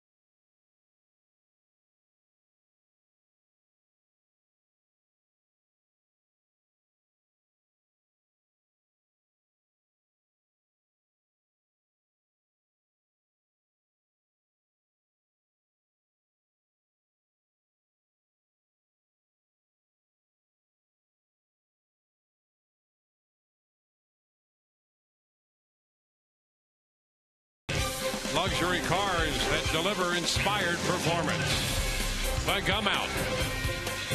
And by your local Southern Ford dealers.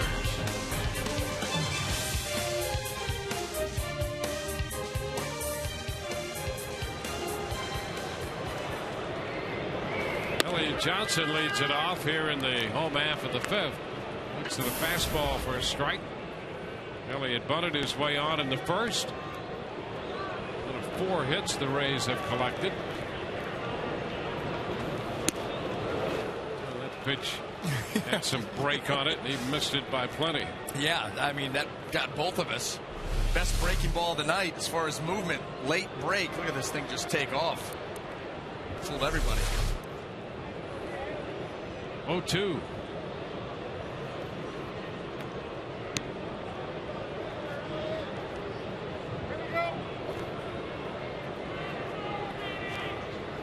The 0-2 pitch. And he protects the plate there and fouls it off to stay alive.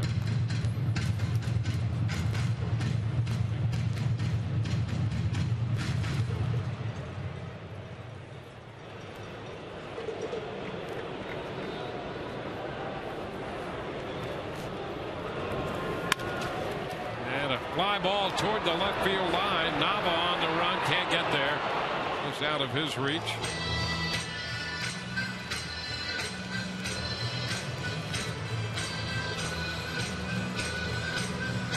The Rays got their run in the second. They had a 2-out threat in the fourth. Had a scoring opportunity in the third when Johnson opened with a bunt single and stole second base, but was stranded there.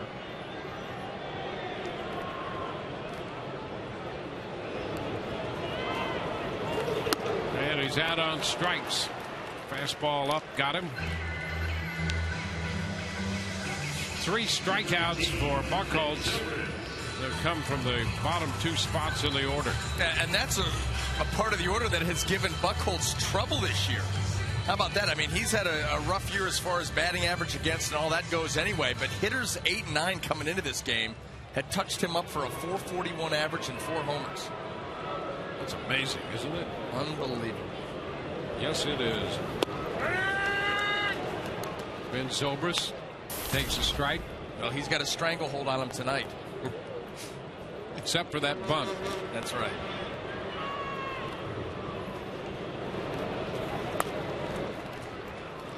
Two. That had some dip on it. That change up.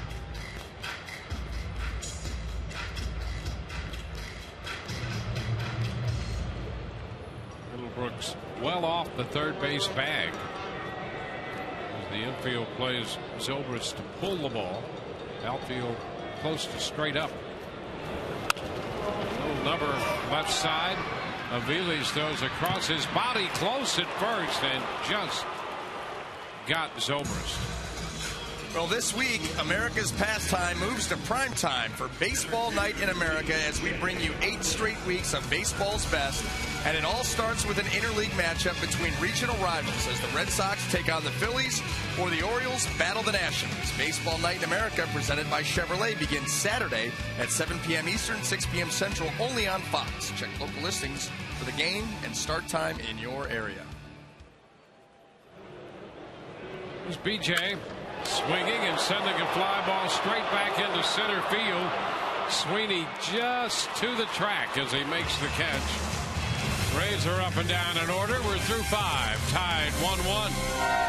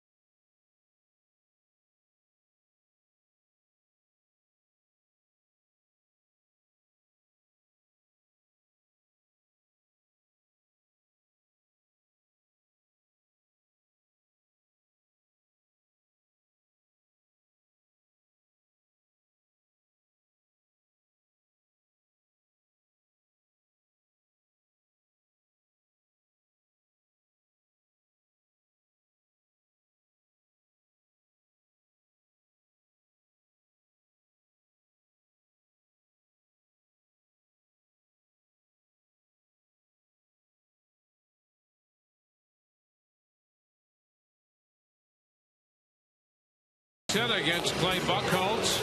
Hellickson has been pretty typical Jeremy Hellickson tonight. And for Buchholz, this has been an extraordinary outing. Coming in with an earned run average of over 8. He's limited the Rays to a run. It came on that balk right there. That was in the second inning. And then Daniel Nava reaching down and away to drop that RBI single just out of the reach of Matt Joyce. That scored Saltalamacchia. So through 5, we're tied 1-1. She was looking right at us. Thanks for looking in. Did you see that? Yeah, how about that? That angle coming right in. Straighten the tie. Well, I know. I got to put this down. Straighten up in general. Right. Here's Adrian Gonzalez. Another phone call. There's a strike. Anonymous? No. No? I knew who it was. Oh, I got you. Okay. Busy road trip for you. Yes, it was. It's just 1 ball and 1 strike. And a good recovery by the Rays on that road trip to go 4-4. They come in with a 3-game winning streak. Boston winners of 5 in a row. There's a strike to Gonzalez. Now 1-2. Blue Jays have a 7-1 lead on the Yankees in the top of the 7th.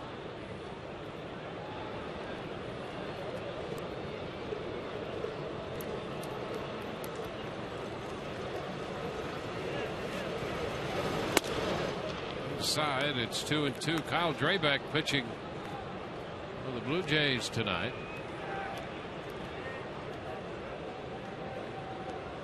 The Indians jumped on King Felix. He was knocked out in the 4th. They're in the top of the 5th. Cleveland 8 and Seattle 3.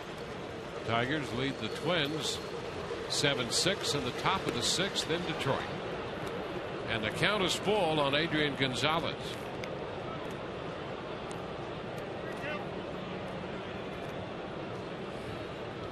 Brooks will be next, and then Jared Saltalamacchia.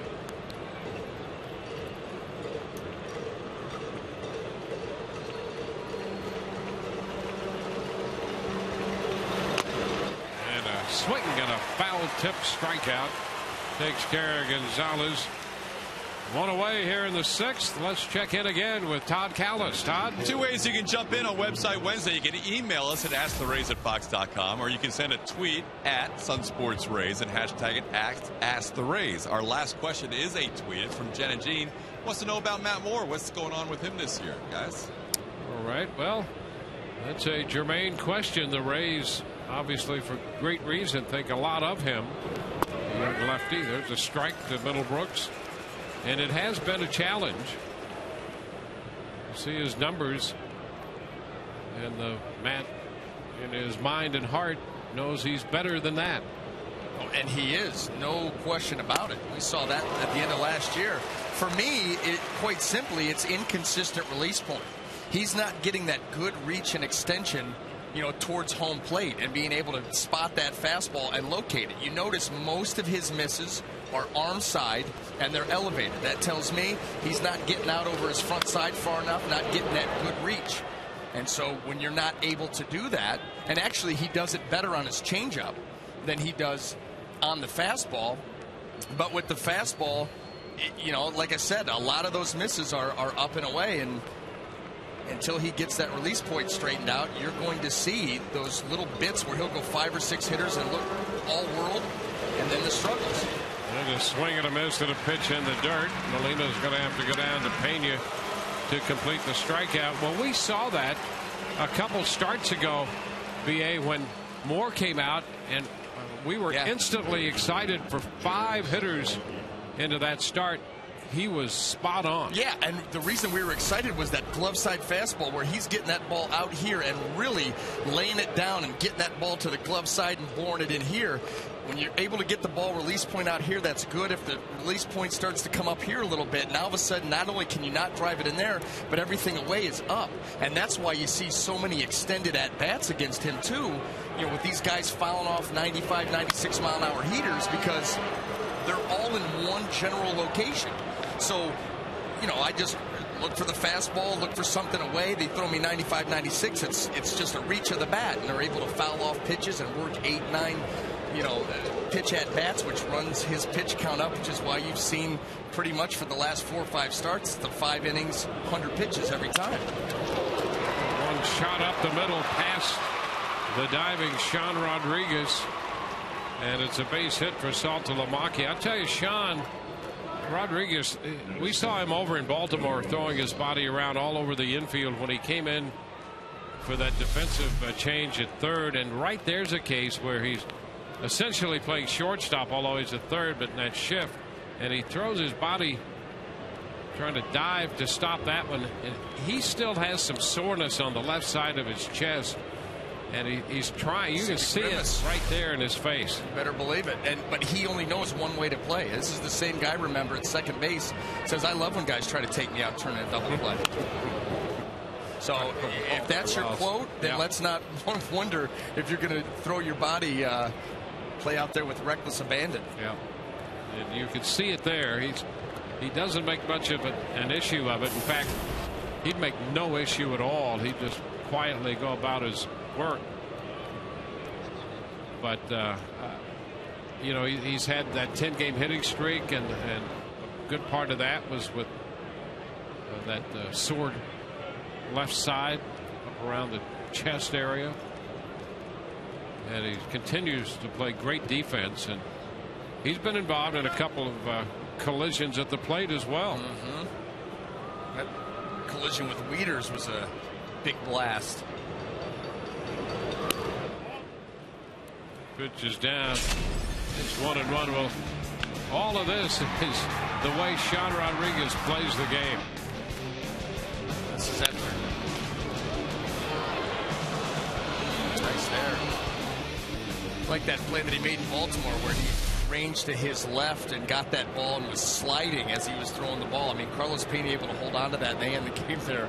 I mean, you got to be kidding me with that play. 2-1 the count to Cody Ross. And Sean in there at third base. The thing that's great about him is kind of hitting off of that. You know, second base, shortstop, third base. I mean, he can cover them all and cover them well.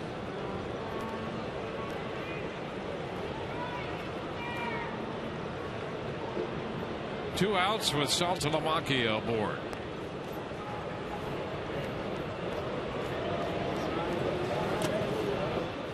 It's too low. 3-1. The Red Sox have 5 hits. And 4 have come from the bottom part of the lineup. 6, 7, 8, and 9. Saltalamacchia at first, on with his second hit.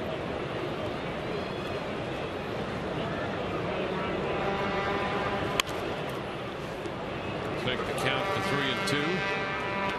Off speed 3-1 there, and Cody Ross bounced it foul.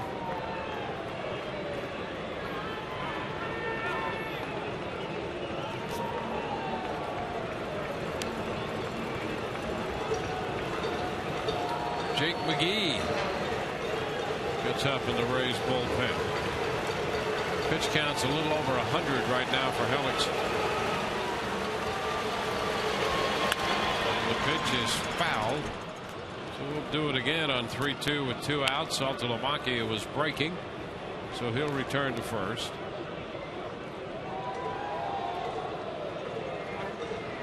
Hellickson made 24 pitches in the first inning and wound up with 25 in the fourth when they scored their run, and that was after getting the first 2 men out with only 3 pitches. 2 outs now with a runner at first, and again the 3-2 pitch. Runner breaks, and the pitch is skied into center. Upton back just at the track, and he makes the catch. We'll go into the bottom half of inning 6, tied 1-1.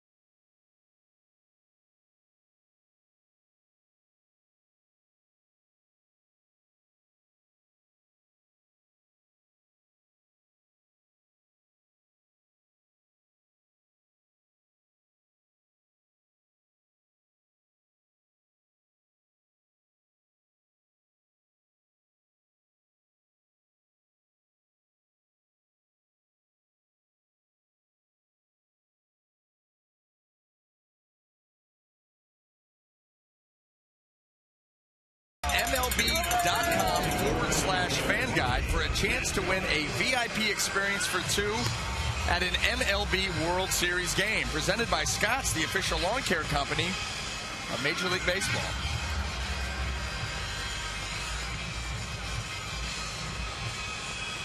Rays opening this homestand. The Red Sox are in for 2. The Braves in for 3 over the weekend, and then the Blue Jays. Jeremy Hellickson has given the Rays 6 innings of 1-run baseball. And in the bottom of the 6th, Matt Joyce will face Clay Buchholz. It's inside to Joyce. Bat has popped to second and has struck out. Hellickson sitting alongside Jim Hickey, the Rays pitching coach. Good indicator that his night is probably through, because most times pitching coaches, when you get the extended talk like this, probably done. 2-0. 2 balls and a strike. Joyce started the night at .282 with 7 home runs on the year. See that late tailing action, takes it right off the end of the bat of Matt Joyce.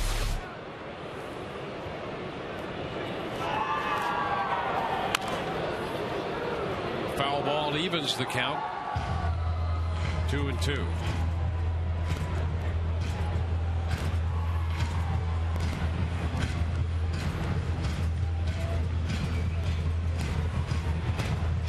Carlos Pena will be next, and then Luke Scott.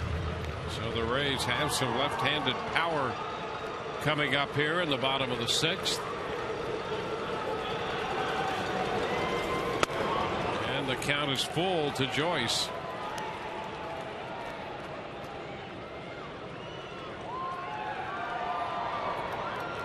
Action now in the bullpen for Boston.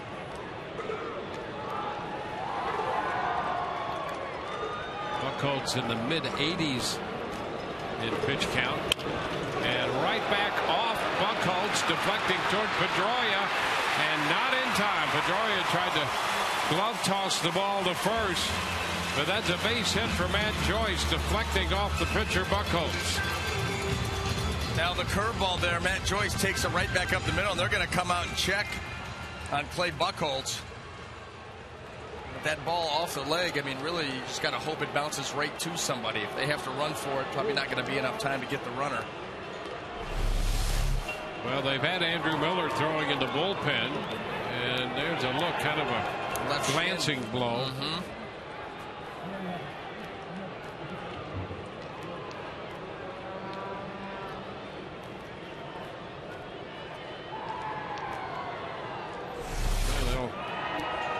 Buchholz a couple of tosses here to see if he's all right.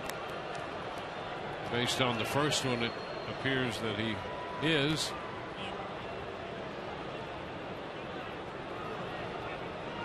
He says, yeah, that's enough. 1. Feel good. Let's go. 1 and done. Yep. Let's take a look at tonight's Bay Area Acura Dealers Inside Look. Last 17 home games, the Rays against the AL East. They won 15 of the 17, averaging 6 runs, and out hitting the opposition 263 to 190. That right there, that's a joke. I don't care who you're playing in the East. Very impressive. Now Carlos Pena steps in.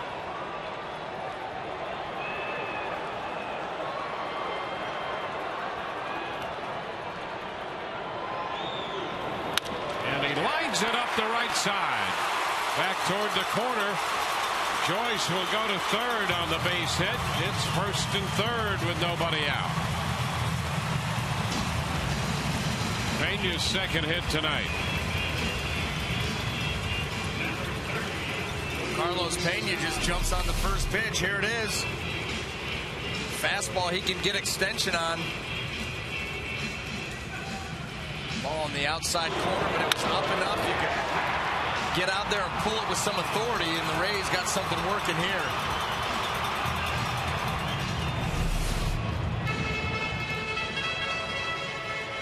So back-to-back singles. Rays put the first 2 men aboard. And Bobby Valentine comes out of the dugout. Call goes out to the bullpen. They want the left-hander Miller. Back in a moment.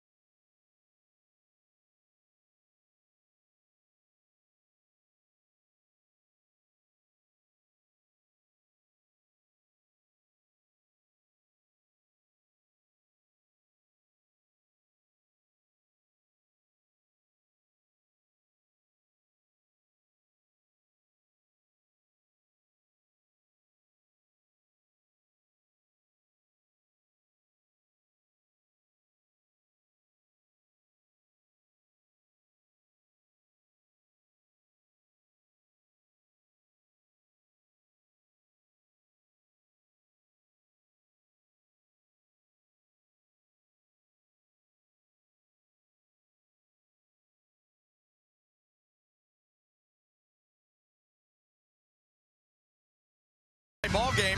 Experience a Rays game from the all-inclusive Hancock Bank Club, offering extraordinary seating and luxurious lounge and dining areas. The Hancock Bank Club features an upscale menu and inclusive drink options. For tickets and more information, call 888-FAN-RAYS or visit RaysBaseball.com.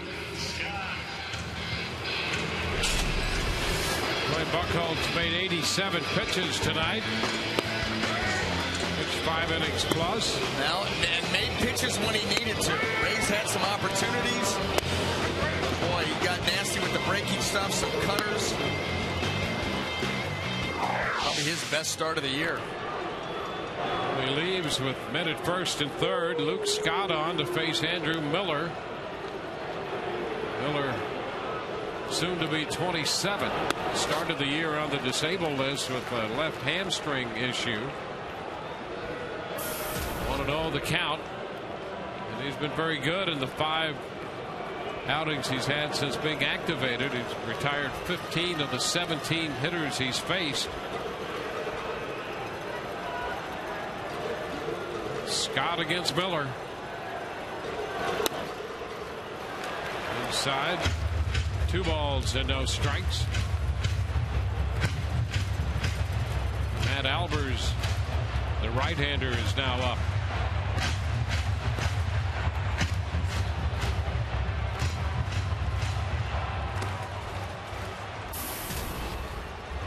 Miller, first-round pick, as you'll recall, in 06.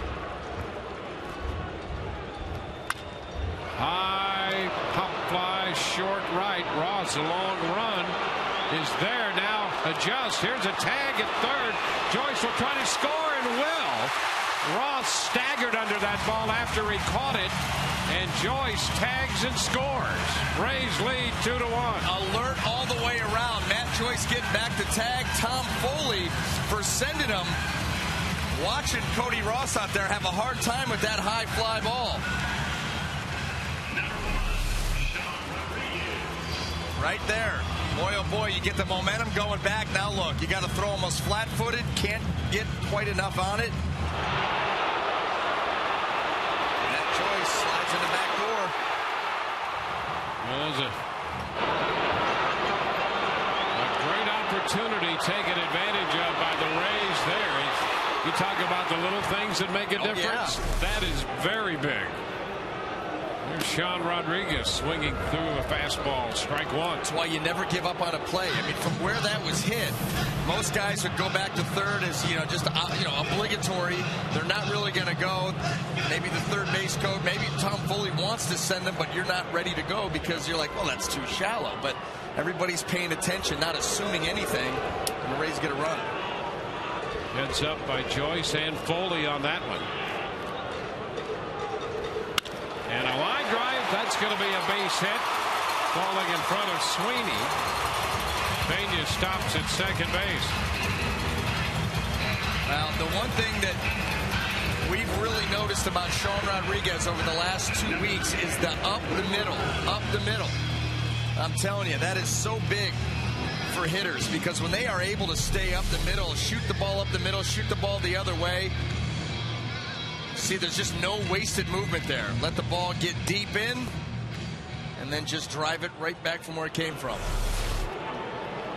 I'll tell you what, he's been working hard at that, mechanically locked in right now. Will Rhymes has walked and singled. The pitch is upstairs. A fastball. Want to know, every time Joyce does something like he just did, scored on that one, and Foley a big part of that as well. But I think of a couple of years ago when the Rays sent him out with the idea of becoming not only a better fielder but a better base runner. And he's done that by paying attention. There is a strike and the count is 1-1. And that's a great example of being a better base runner right there. And he had a nice little sprint down the line from third to the plate to give the Rays a 2-1 lead.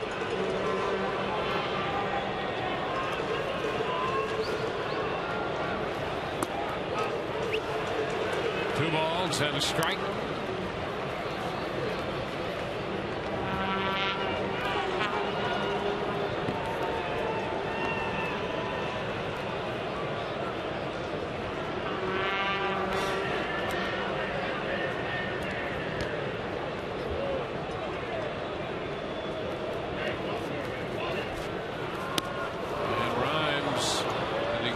Of it or not? Nope. Plate umpire Hunter Wendelstedt indicating that that's a foul ball and the count is 2-2.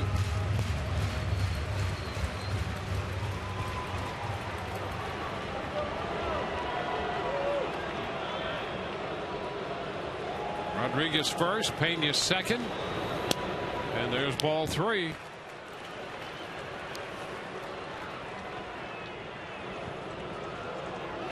Rays with a run to take the lead. They opened the scoring with a run on a balk back in the second. Red Sox scored a run in the fourth. The Rays have one in the sixth. And a full count to Rhymes. And he's out on strikes. Well, he wasn't expecting the breaking ball 3-2 and is caught looking. Now that was nasty too. Sharp break, catches the strike zone. It's a pitch you're going to have a hard time with even if you are looking for it. Ball tracking all the way to the outside corner. So the left-hander, Andrew Miller, picks up a strikeout. Miller out of Gainesville, went to high school there.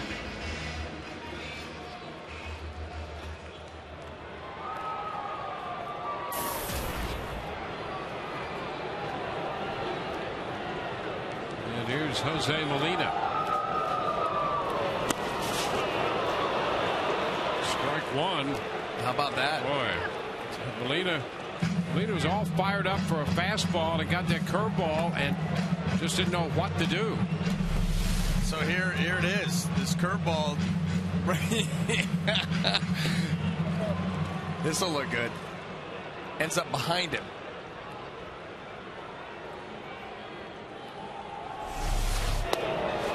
Hey, I saw one time Byung-Hyun Kim coming from way out throw a slider that Bobby Abreu took a full swing, head down swing that hit him right in the stomach. Really? Yeah. I mean, not like even trying to bail out of there. Just, I've got this ball measured up, and I'm going to crush it. And I swing and miss, and it hits me in the stomach. Pitch is down, 2-1. Can't believe we don't have tape of that. Give him a few seconds.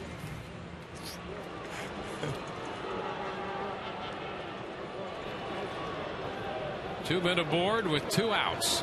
2-1 pitch. Molina takes ball 3. Fastball at 96. Miller was originally drafted by the Rays in 03. And he wound up going to college. He went to the University of North Carolina and was drafted by the Tigers. And there's ball 4. He walks Molina.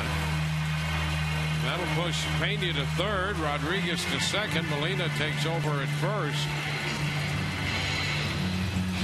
And Elliott Johnson will get a chance to swing the bat. He's been doing that very well lately.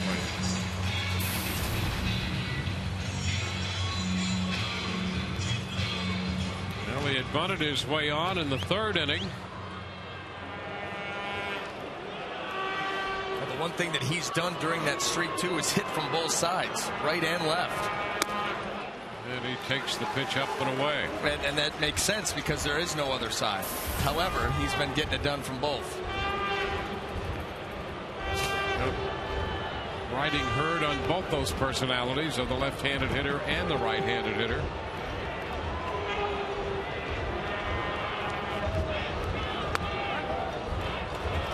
That's a strike.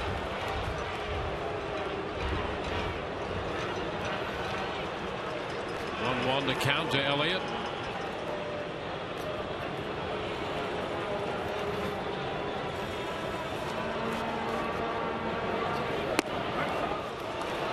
And it's in there, a breaking ball up a bit, but in the strike zone. So he's down in the count. Johnson 1-2, riding his 8-game hitting streak. He was 11 of 22 on the road trip.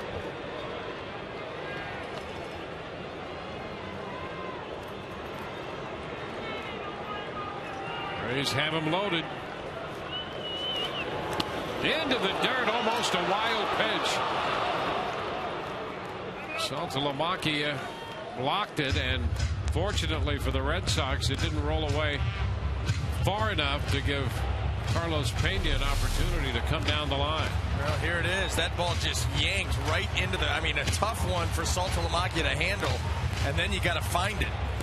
It's certainly not, you want to anticipate balls in the dirt, but you don't anticipate balls getting just spiked into the ground like that.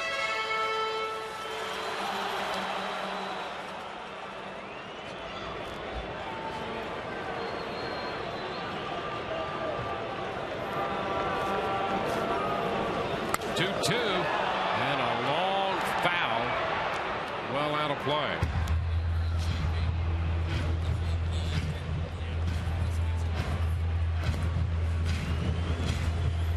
Molina at first, Rodriguez at second, and Pena at third.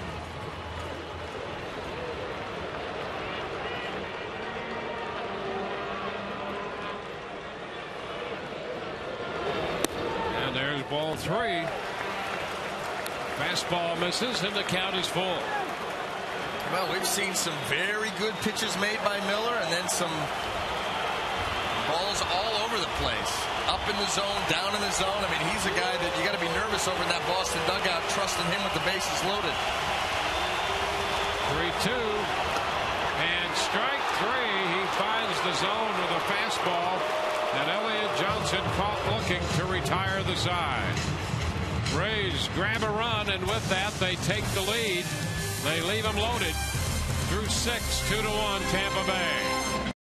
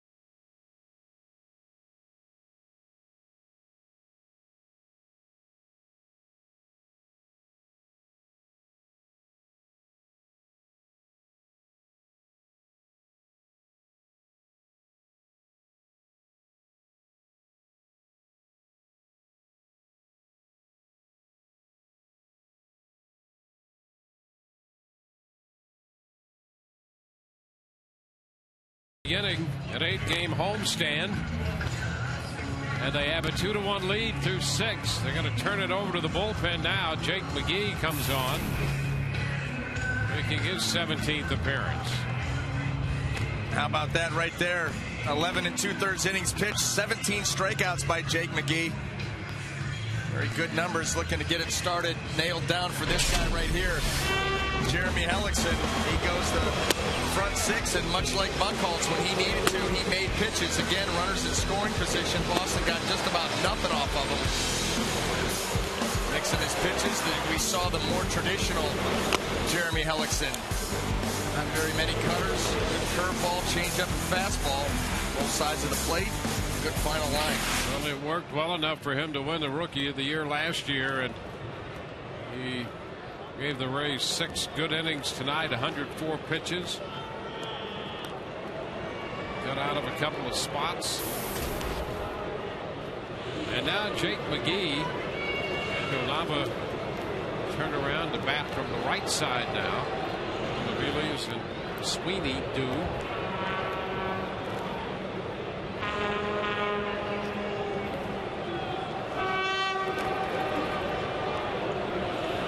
His pitch is a high fastball, 1-0.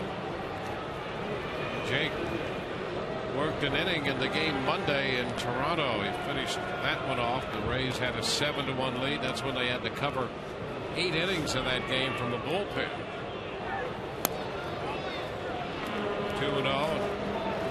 Jake got a couple men on in the 9th inning and then really went to work and struck out the side.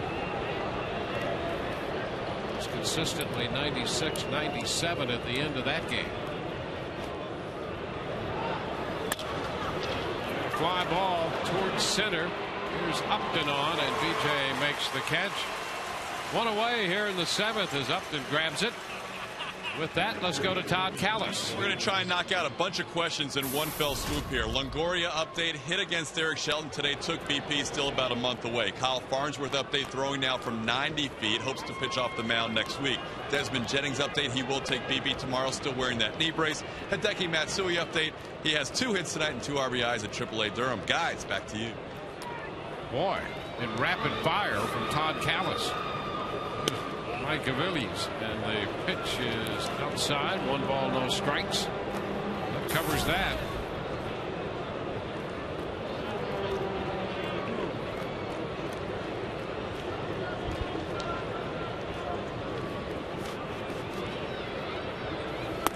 Swing and a miss. 1 ball, 1 strike. Joel Peralta. There, the Rays bullpen.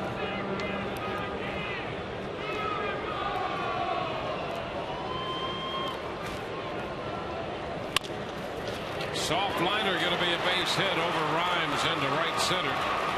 Zobrist picks it up. Second hit for the Boston shortstop.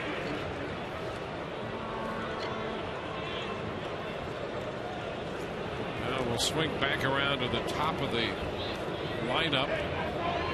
Sweeney's going to be lifted. Mauro Gomez will pinch hit for Ryan Sweeney. And Jim Hickey comes out of the dugout. He heads toward the mound. Gomez, a right-handed hitter with some pop. And the Rays, among other things, will go over the scouting report again on this guy. Yeah, they personally delivered. I'll tune in Saturday night for the premiere of Inside the Rays, Matt Moore, to follow Matt's unique journey to the major leagues and learn about the strong support system that has made his career possible. It's all on Inside the Rays, Matt Moore, Saturday after Rays Live, the postgame on Sun Sports, where Rays fans live.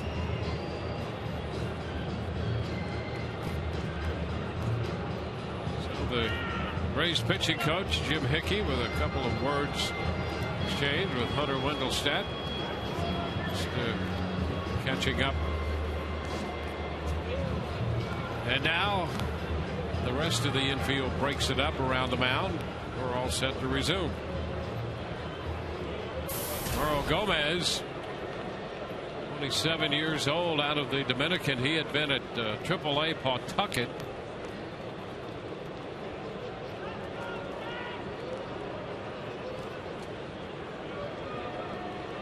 So he hits for Sweeney. Sweeney was 0 for 3. And a ground ball headed to second. Rhymes feeds it to Johnson, who goes to Pena. 4-6-3 on the double play. One pitch. That retires the side. 2-1 Rays.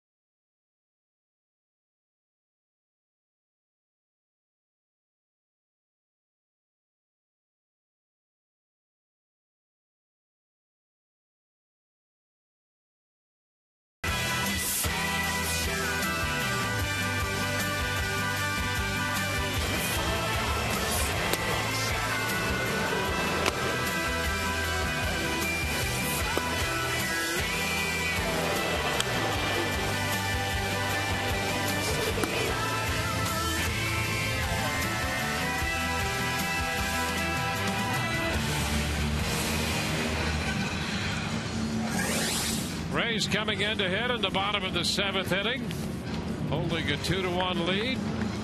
Opening game of the homestand, a 2-game set here with Boston to begin it all.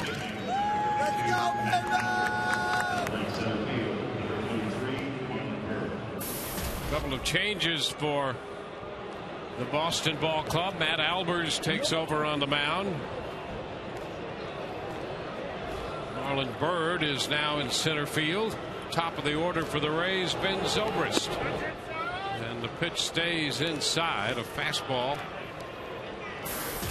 1 ball and no strikes. Albers will try to at times come in with that fastball and get it to come back and catch that inside corner. Not that time.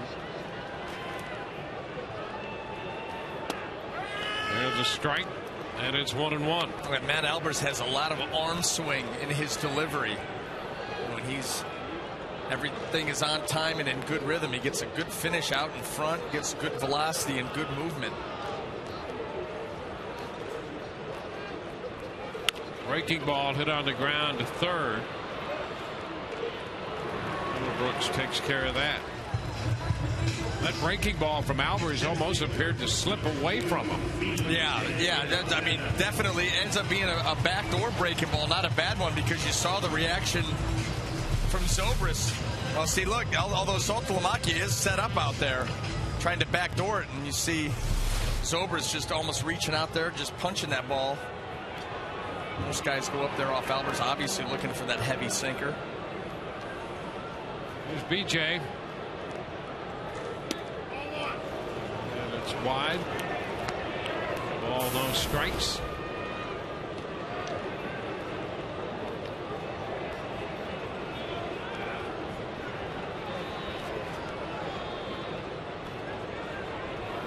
BJ shoots it deep to center. Bird back on the track at the wall. He leaps and he makes the catch. Marlon Byrd just into the game. Got back there and made a fine play. on a ball that had some carry to it off the bat of B.J. Upton. Now, I'm telling you, when you come into a game as a defensive replacement, as Sean Rodriguez, the ball's going to find you. And B.J. jumps on this pitch, drills it deep to center, and Bird with a very nice play. Good time on the little jump here, trying to secure that ball right before crashing in.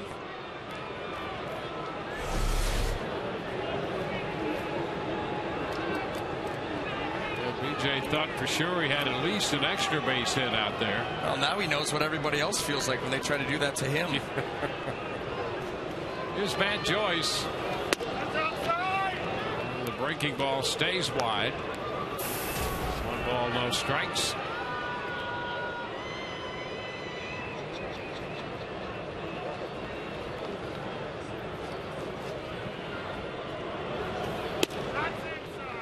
And that pitch off the plate in. 2-0. Yeah, there is some sling to Albert's delivery. That last fastball. Peralta up in the Rays bullpen. That's a strike. 2-1. So Peralta down there in the bullpen.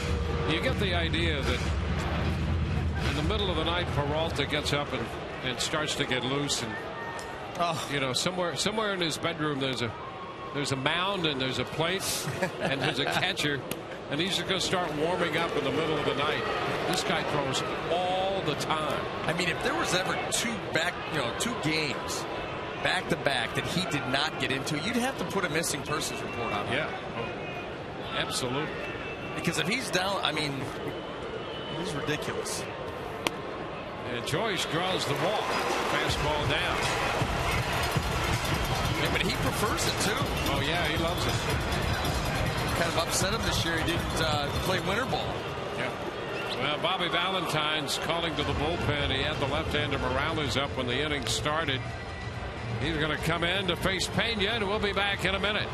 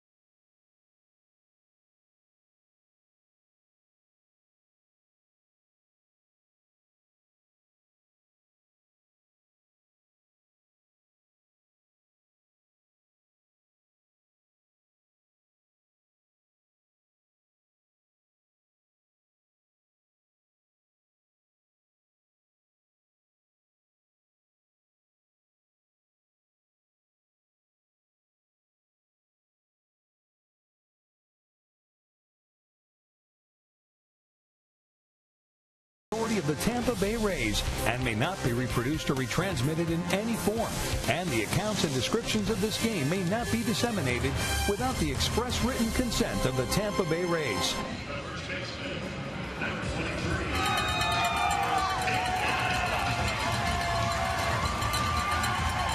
Adding a little cowbell to the equation. 2-1, the Rays lead. Franklin Morales takes over now for Matt Albers. And for the 15th time, 0-1 record. And Carlos Pena will face Morales.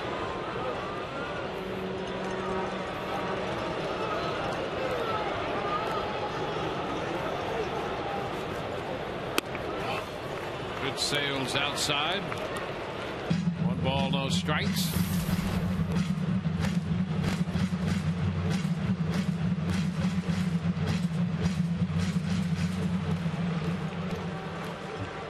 Well, Morales in here to face Pena. Albers left, and Pena was 3 for 10 with a home run off Albers. And Bobby Valentine wants the lefty on lefty matchup.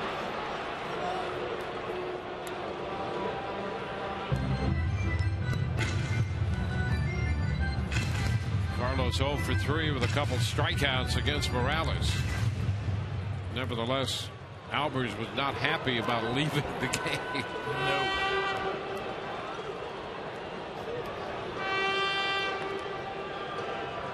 Joyce walked with 2 outs. He's aboard. 1-1 the count. And a move to first, and boy, that was close.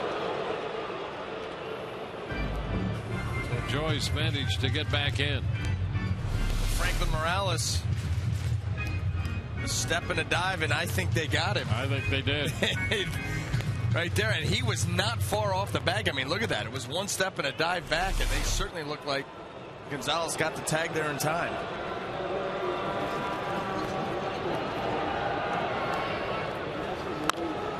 Tap foul. Count goes to a ball and 2 strikes.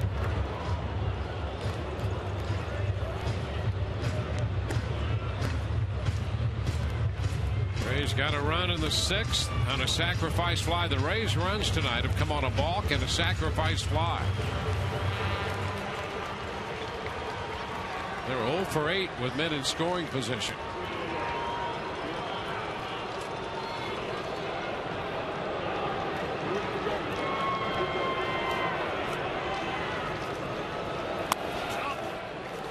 Two balls, 2 strikes.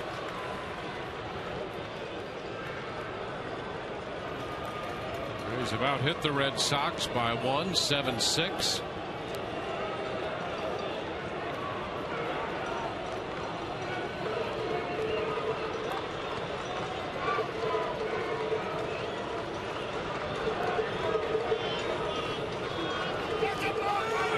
A balk called, and that's going to push Joyce up to second base. Hunter Wendelstadt, the plate umpire, and Dan Bellino, the first base umpire, both reacted at the same time.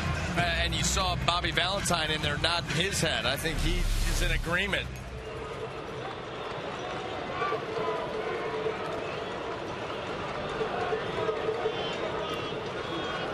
Yeah, a little start and stop. Yep.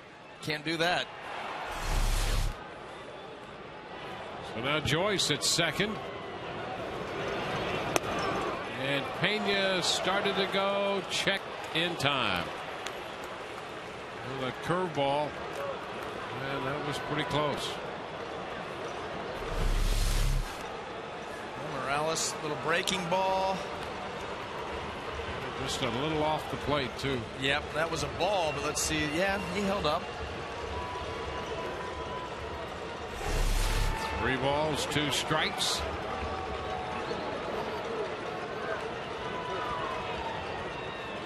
And a big cut to miss. He came back with a curveball and strikes out Pena. We're through 7, and the Rays lead 2-1.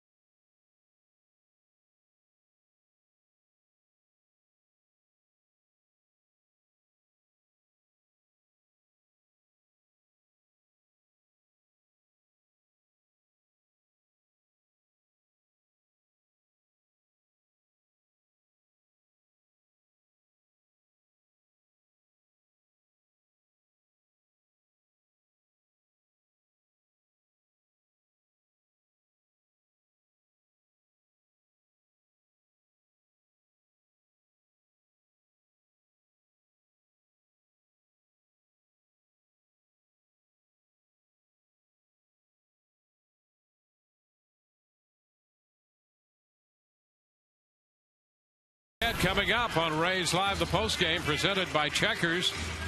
Todd Callis and Orestes Destrada will anchor our coverage. They'll do that from center field. We'll get a peek at Joe Maddon's press conference, interviews from the clubhouse, and BA and I will have a comment or two. Hey, we got top billing tonight. Oh, we did. Did you see that? Wow. Hey. They snuck us right in there. Way to go. Although they didn't really sneak us. They gave us marquee. Speaking of marquee. Here's Joel Peralta. He is pitcher number 3. And on for the 21st time. I mean, this guy gets in some ball games. Big spot here. Rays with a 1-run lead. Pedroia, Ortiz, and Gonzalez due up.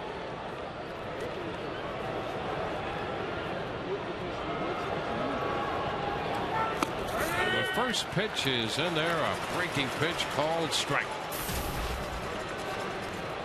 Well, Peralta facing Pedroia. Pedroia 2 out of 4 lifetime against Peralta.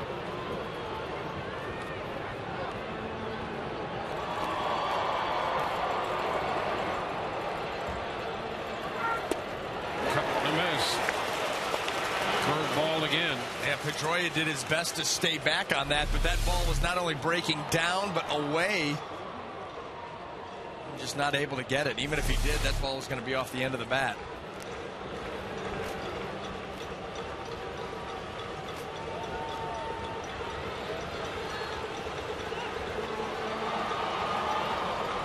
A 2-strike count.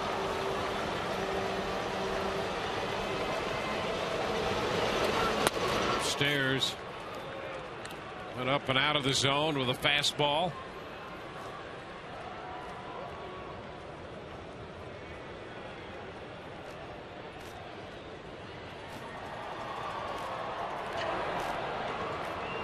On deck, David Ortiz.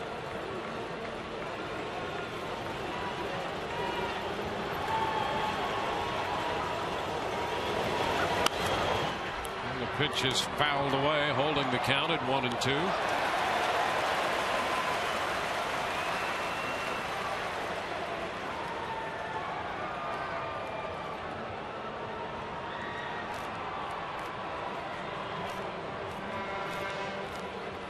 Adrian Gonzalez would follow Ortiz. So some firepower in this Boston lineup, particularly coming up here in the 8th.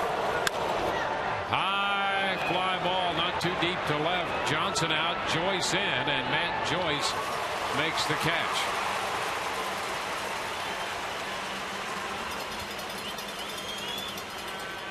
One out.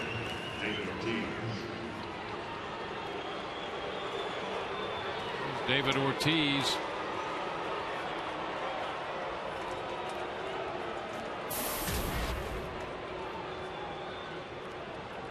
Ortiz 2 out of 8 with a couple strikeouts against Peralta.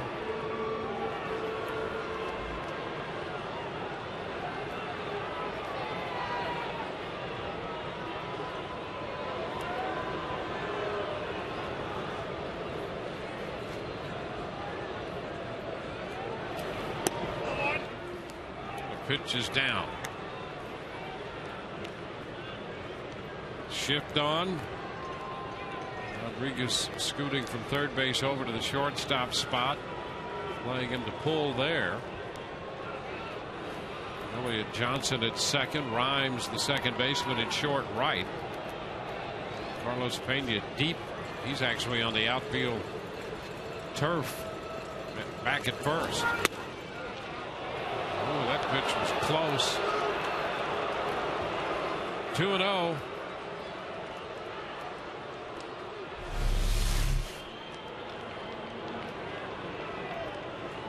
Running away. Blue Jays beat the Yankees 8-1.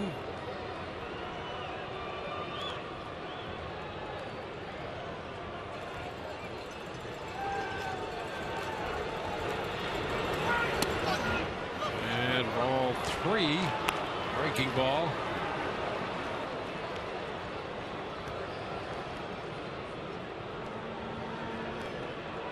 Sebia and Encarnacion each had 3 hits in that game and a home run apiece. Graybeck got the win.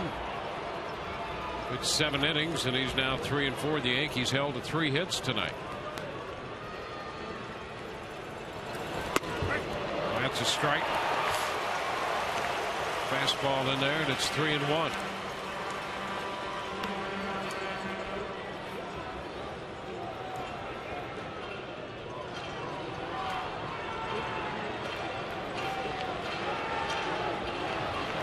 There's Rodney.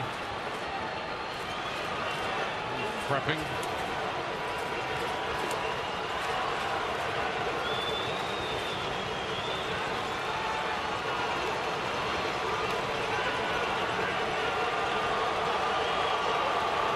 Ground ball into short right.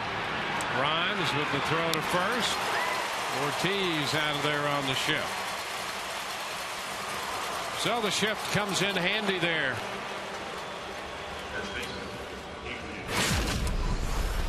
Let's take a look. Joel Peralta being very careful with David Ortiz. A breaking ball below the zone. Then he's going to spray the fastball off the plate. Come back with another breaking ball that hangs up. Goes right down the outside corner here.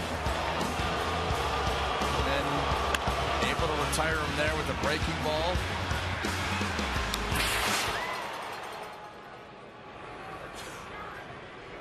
Now he faces Adrian Gonzalez.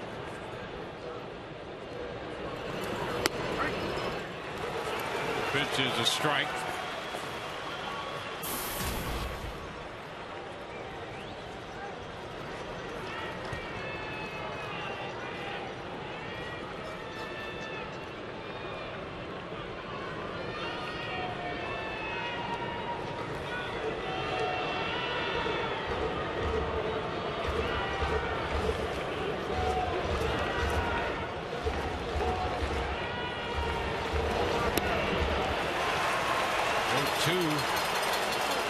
That had some bite right down.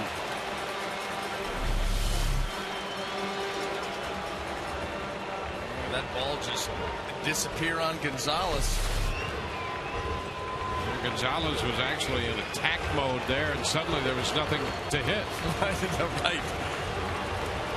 Show off your swing. 2 strikes.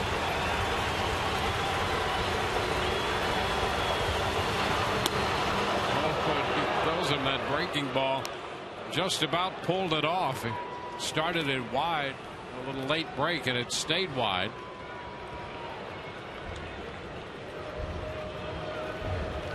Rodney listening in the bullpen.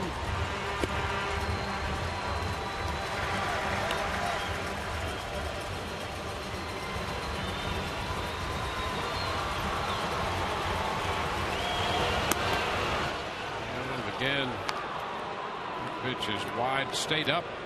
Tried to throw the split again.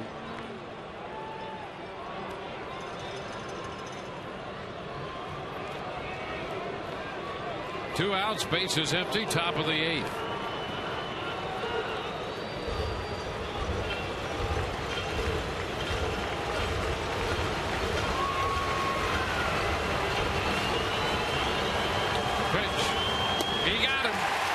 Struck him out.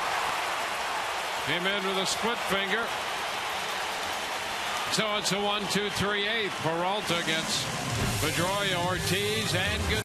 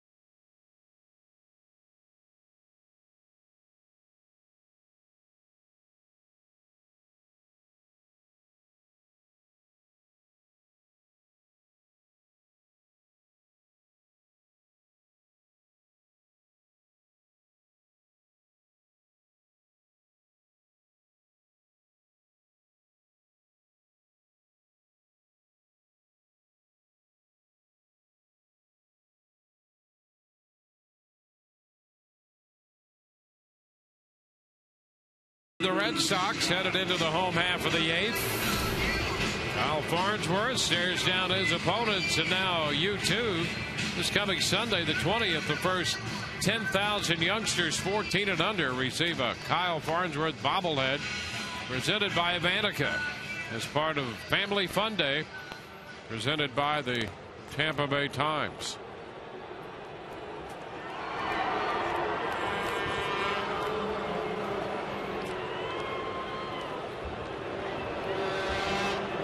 Here's Luke Scott.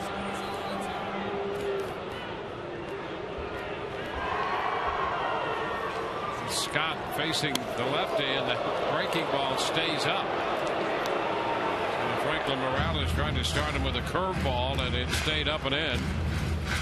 1 ball, no strikes.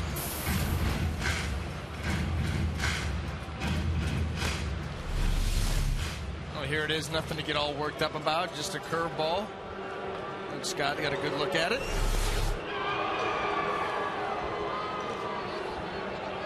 Scott. Credit for the sacrifice fly in the 6th. 1-1 now. Luke hit by a pitch on the right foot in the 2nd inning. Line to 2nd and to 4th, and the fly ball to right that is the difference in the game right now. Scott Atchison, the righty. The lockdown. Up in the bullpen. See those numbers.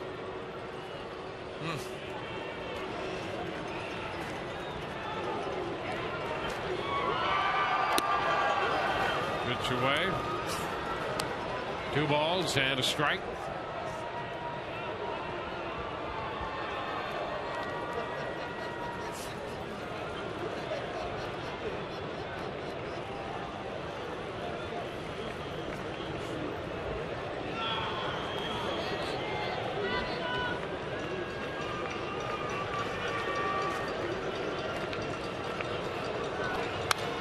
Foul right back.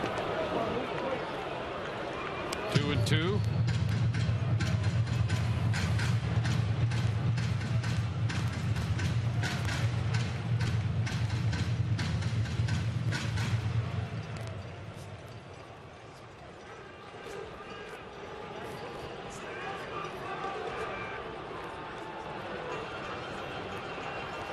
Well, Colts worked 5+. Miller 1. Albers 2/3. Morales got the final out in the 7th.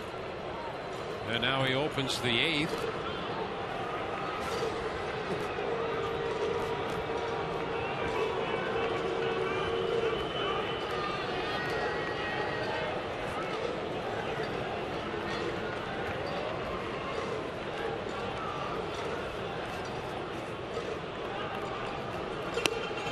And the pitch is outside. It's 3-2. Baltimore scored a run in the 8th. It's now 2-1 Kansas City. Game in the top of the 8th inning. Full count to Luke Scott.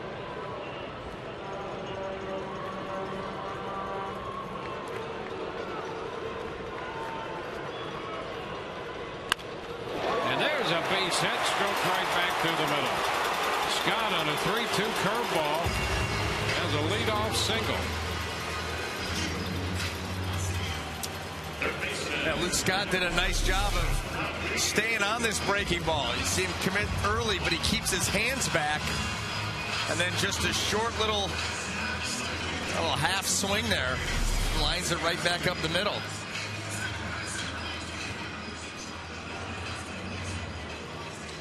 Scott's aboard for Sean Rodriguez. Sean 2 out of 3.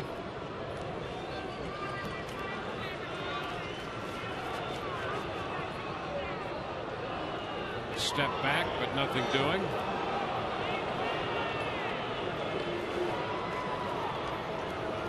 Sean has been swinging a good bat the last couple of weeks. And this pitch, a wild pitch down to 2nd goes Luke Scott. And the Rays get that runner into scoring position.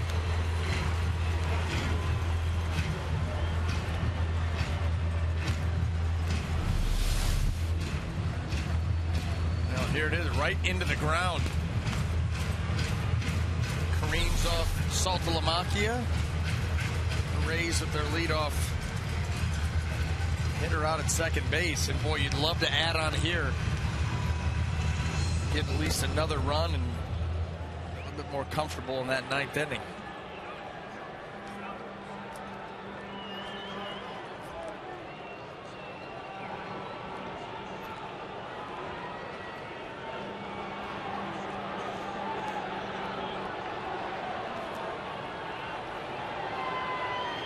A ball, no strikes.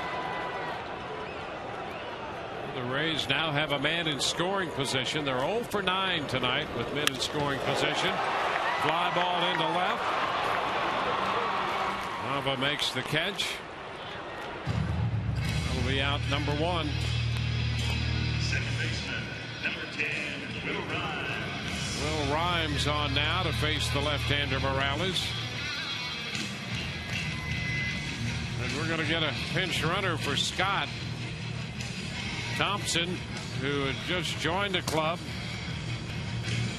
acquired from the Philadelphia Phillies organization, will run for Scott.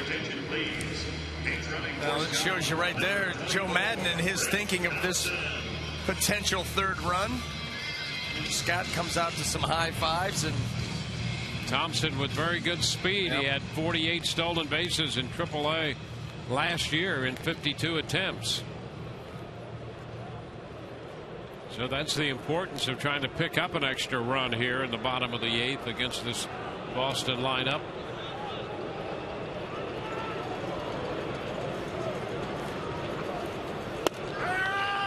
Rhymes takes the pitch for a strike.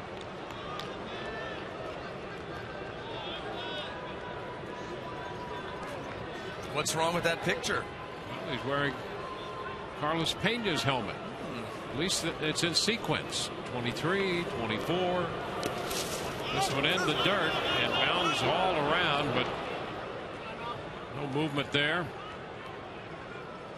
The count is 1-1. And Morales with that big curveball we saw on the move up by Luke Scott on the wild pitch. The potential for the wild pitch.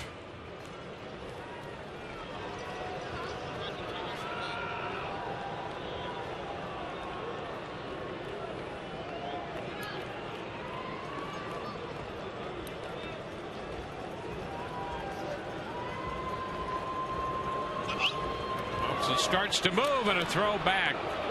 The shortstop Aviles breaking to the bag. You would not want to get picked off in this situation if you're Rich Thompson. You see the little break there. And then he started to slide. The dirt started to give under his feet there for just a nanosecond.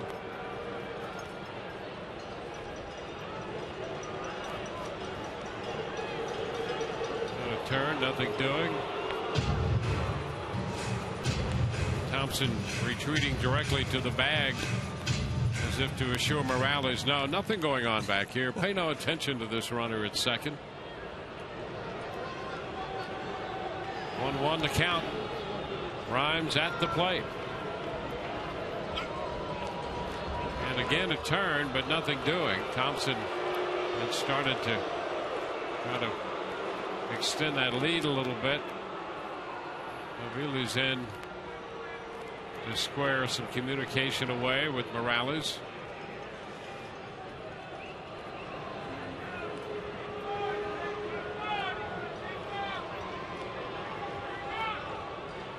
A 1-1 count.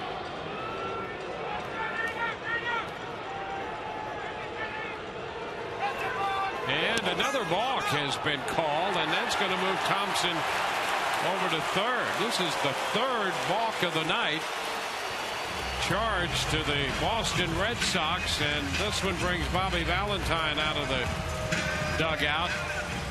And he's an inquiring mind who wants to know right now. Well, what Hunter Wendelstedt said was that he moved his hands. Let's just check the glove. Glove in the hands. Was there any flinch as he comes set? Any unnecessary movement? I don't know if I saw anything there. No, that's pretty technical if it is. Yeah, I mean, the glove's up there. Well, you know what he was doing too is that what he saw was the hand, a little flinch with the hand. He was changing the grip within the glove, and that's what he got called on. I think that's a little ticky-tack there. Actually, it's a lot ticky-tack. So Thompson is now at third on the balk. We'll watch it again. Here, watch him try to change the grip.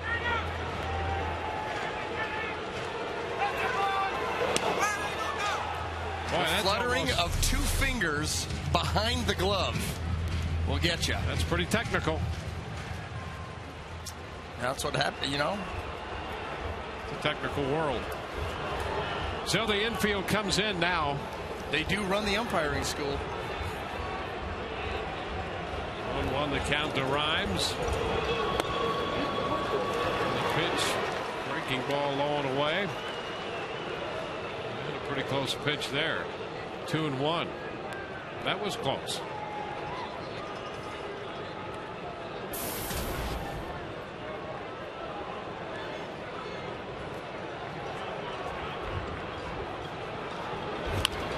Ground ball foul. The count is 2 balls, 2 strikes. So the Rays with very good speed down at third base right now. Thompson.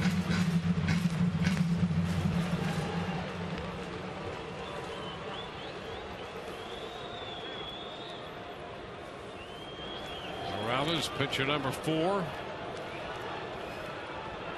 Rich Thompson, the runner. 2-2 the count. And he is hit by that pitch. Rhymes plucked by that 2-2 pitch, and he is in some pain.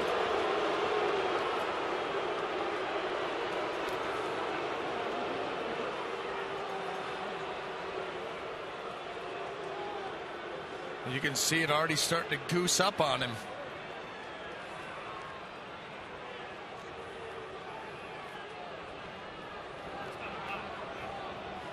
Well,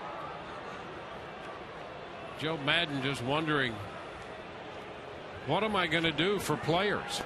The Rays already have 9 men on the disabled list. And they'll examine. You can see the mark. Look at the seams right there.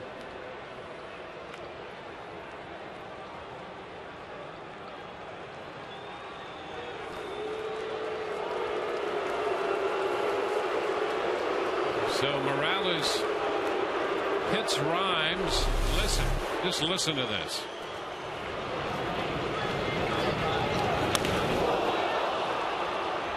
Sounded like it hit the bat. Sure did. That's what it sounded like. It hit his arm. Straight on.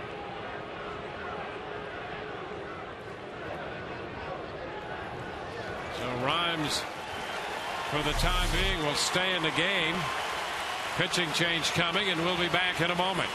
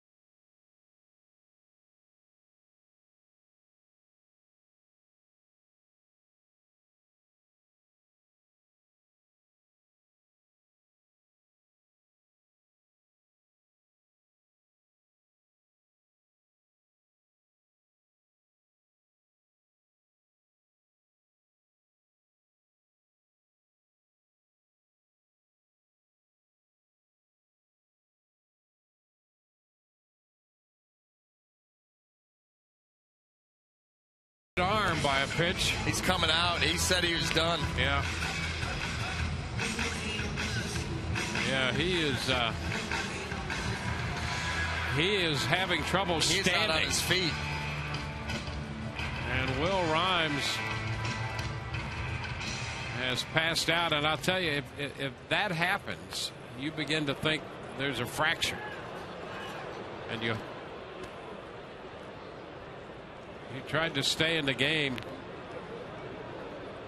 after being hit by that pitch on the right arm. And he is down on the field. Paul Harker, the Rays training staff, is out there. And a concerned look on Joe Maddon's face.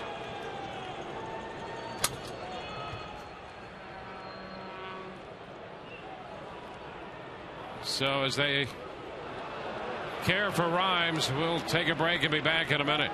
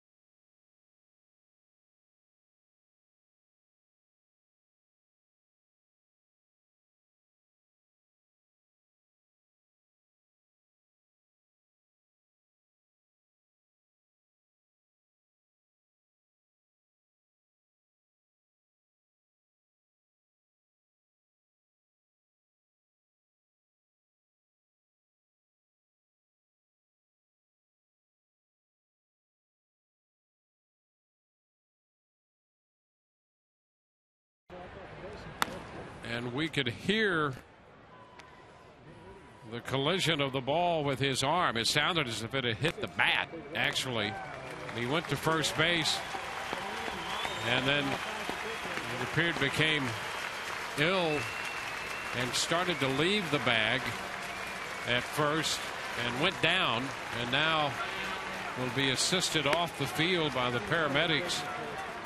And of course, you don't really know at this point about that arm, but it was a little scary for a moment there. And you know, BA, and you've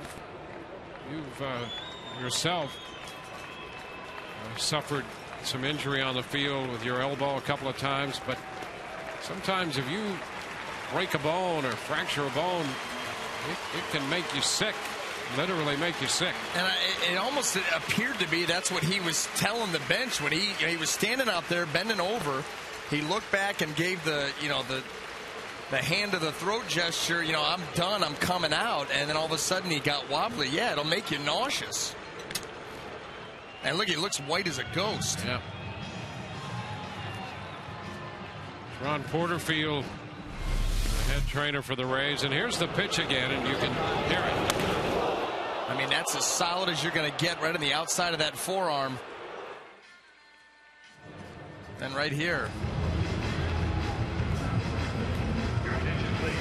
Detroit Rams, number 16, Chris Jimenez. Down batting, number George Hendrick over there to help Will Rhymes as Rhymes just collapsed.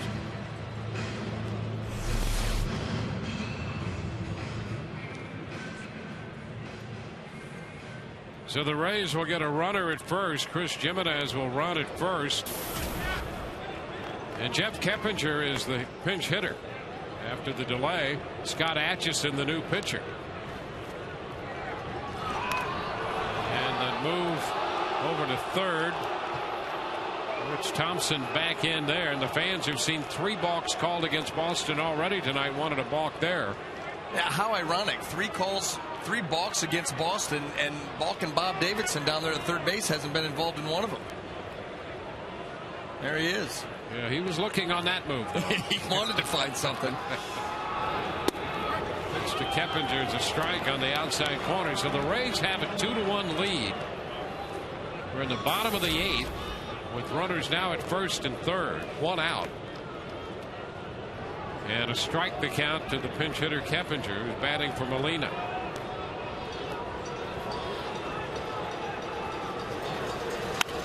And he fouls this one back. 0-2. Well, the Rays placed Brandon Geyer on the disabled list when they acquired Rich Thompson today. Geyer, the 9th Ray on the DL.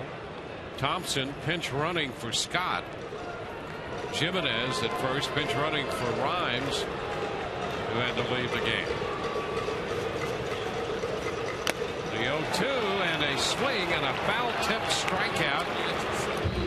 Keppinger strikes out against Atchison here. Well, Keppinger had struck out this year, but they've been called third strikes. This is the first time he's gone out on strikes swinging. And leave it to Scott Atchison, who's been dealing for the Boston Red Sox out of that bullpen, and he just fires a fastball down the middle and gets the strikeout. But Elliott Johnson takes a pitch away. 1 ball and no strikes. So Keppinger is out on strikes. 2 gone.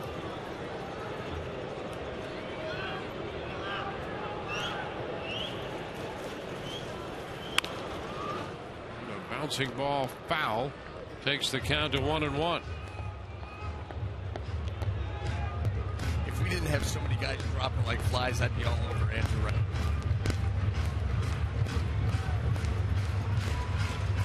One ball, 1 strike.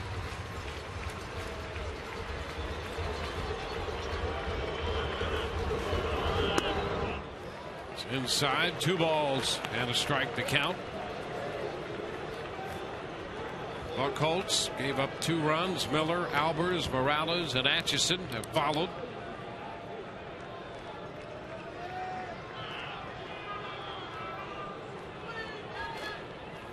Two, 1 and a long foul. Well foul. Out of play. 2 balls, 2 strikes.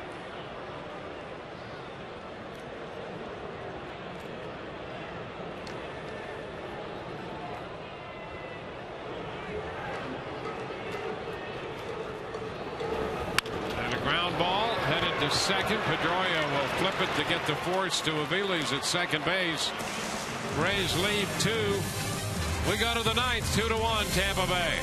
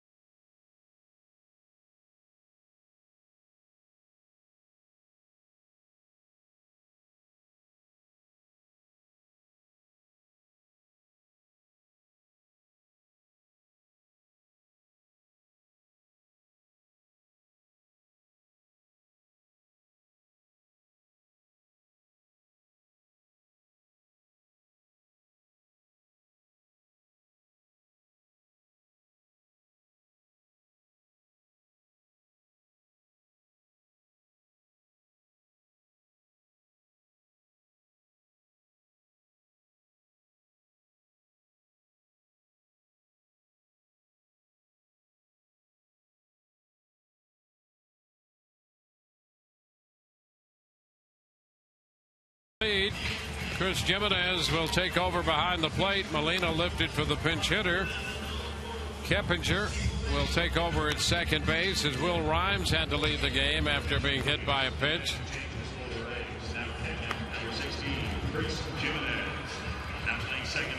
And the new pitcher is Fernando Rodney. Well, no surprise there. Look at the numbers. Perfect record, 11-11 in saves. ERA just barely over half a run. A strikeout an inning. And very little margin for error in this one here. A one-run lead. Here we go. Will Middlebrooks will be the first man to face him.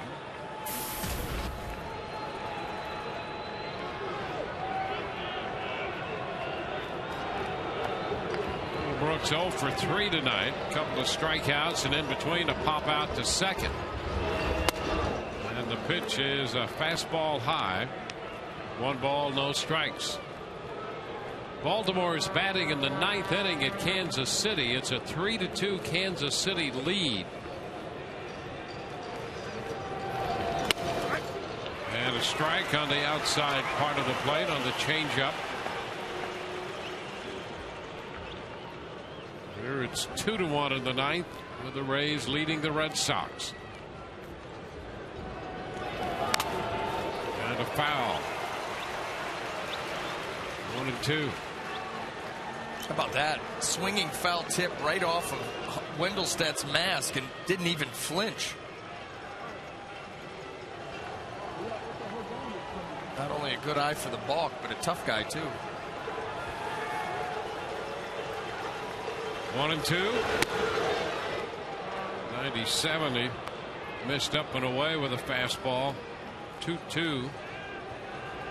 That's one of the few times I think I've seen Rodney who tried to put a little something extra on it, maybe actually overthrow. As hard as he throws, you very seldom see him do that. And a little check swing and a foul ball rolled up the right side, but you could see him just try to pump it up a little bit more. Well, save situation, 2-1 ball game, Boston Red Sox. You can understand it.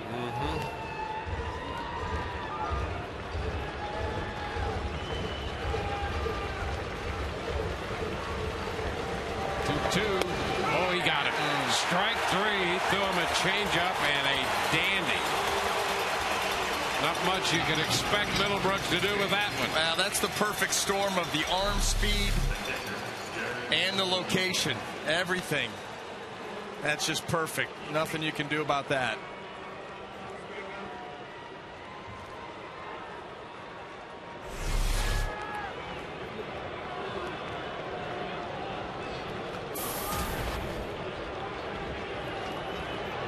There's Jared Saltalamacchia. Shift is on for him. And a big cut and a miss. Strike 1.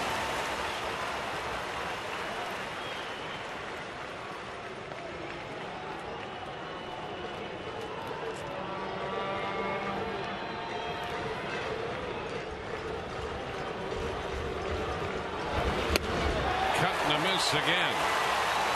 Just good old country hardball right there. Working them over with a couple 97-mile-an-hour fastballs that are down and away.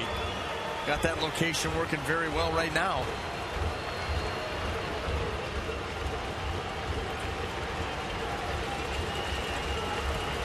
Try to take this fastball and see how far out he can go. And just a little piece of it. That one at 98.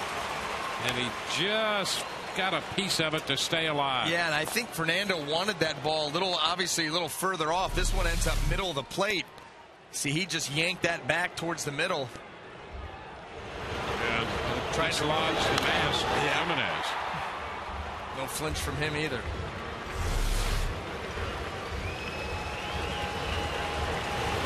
Swing and a miss at 98. He strikes out Saltalamacchia.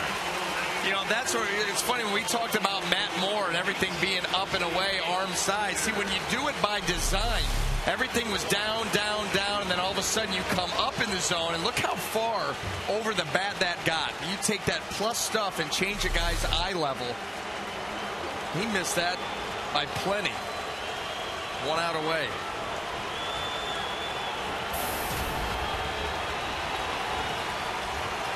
Here's Cody Ross.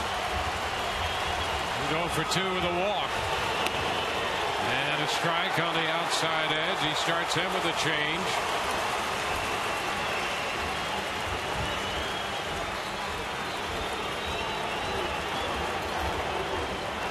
Rodney trying to close it out for Hellickson, who works 6. McGee 1, Peralta 1, and Rodney's pitch hit on the ground, headed toward the middle and out of the reach of Elliott Johnson for a base hit.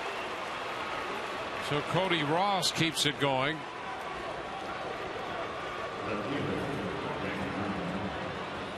That ball perfectly placed against the Rays defense. Yeah, well, yeah, Elliott Johnson was kind of shading the hole over there at shortstop. And the ball's able to trickle up the middle.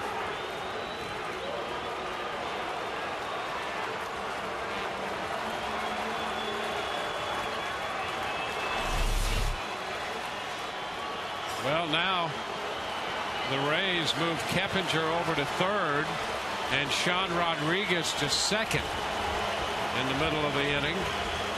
They flip-flopped second and third. Daniel Nava is the hitter. He'll bat left-handed here. And the ground ball right to Sean Rodriguez. And the Rays win it. Rodriguez to Pena. Rays take game 1 of the series from the Boston Red Sox. 2-1 the final. And the Rays have their 24th victory in the vault. They are 24-14. A full 10 games over 500.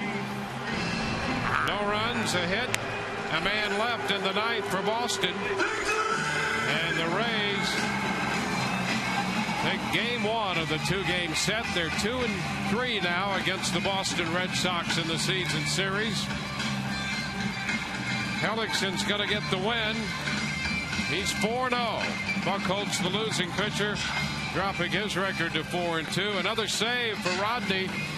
He's 12 of 12. And as we promised earlier in the game, it's Miller time. Brought to you by Miller Lite. No sooner do the Rays make the defensive switch, the ball hit right to Sean Rodriguez at second base, who made the routine play to end this one. The Rays are winners 2-1.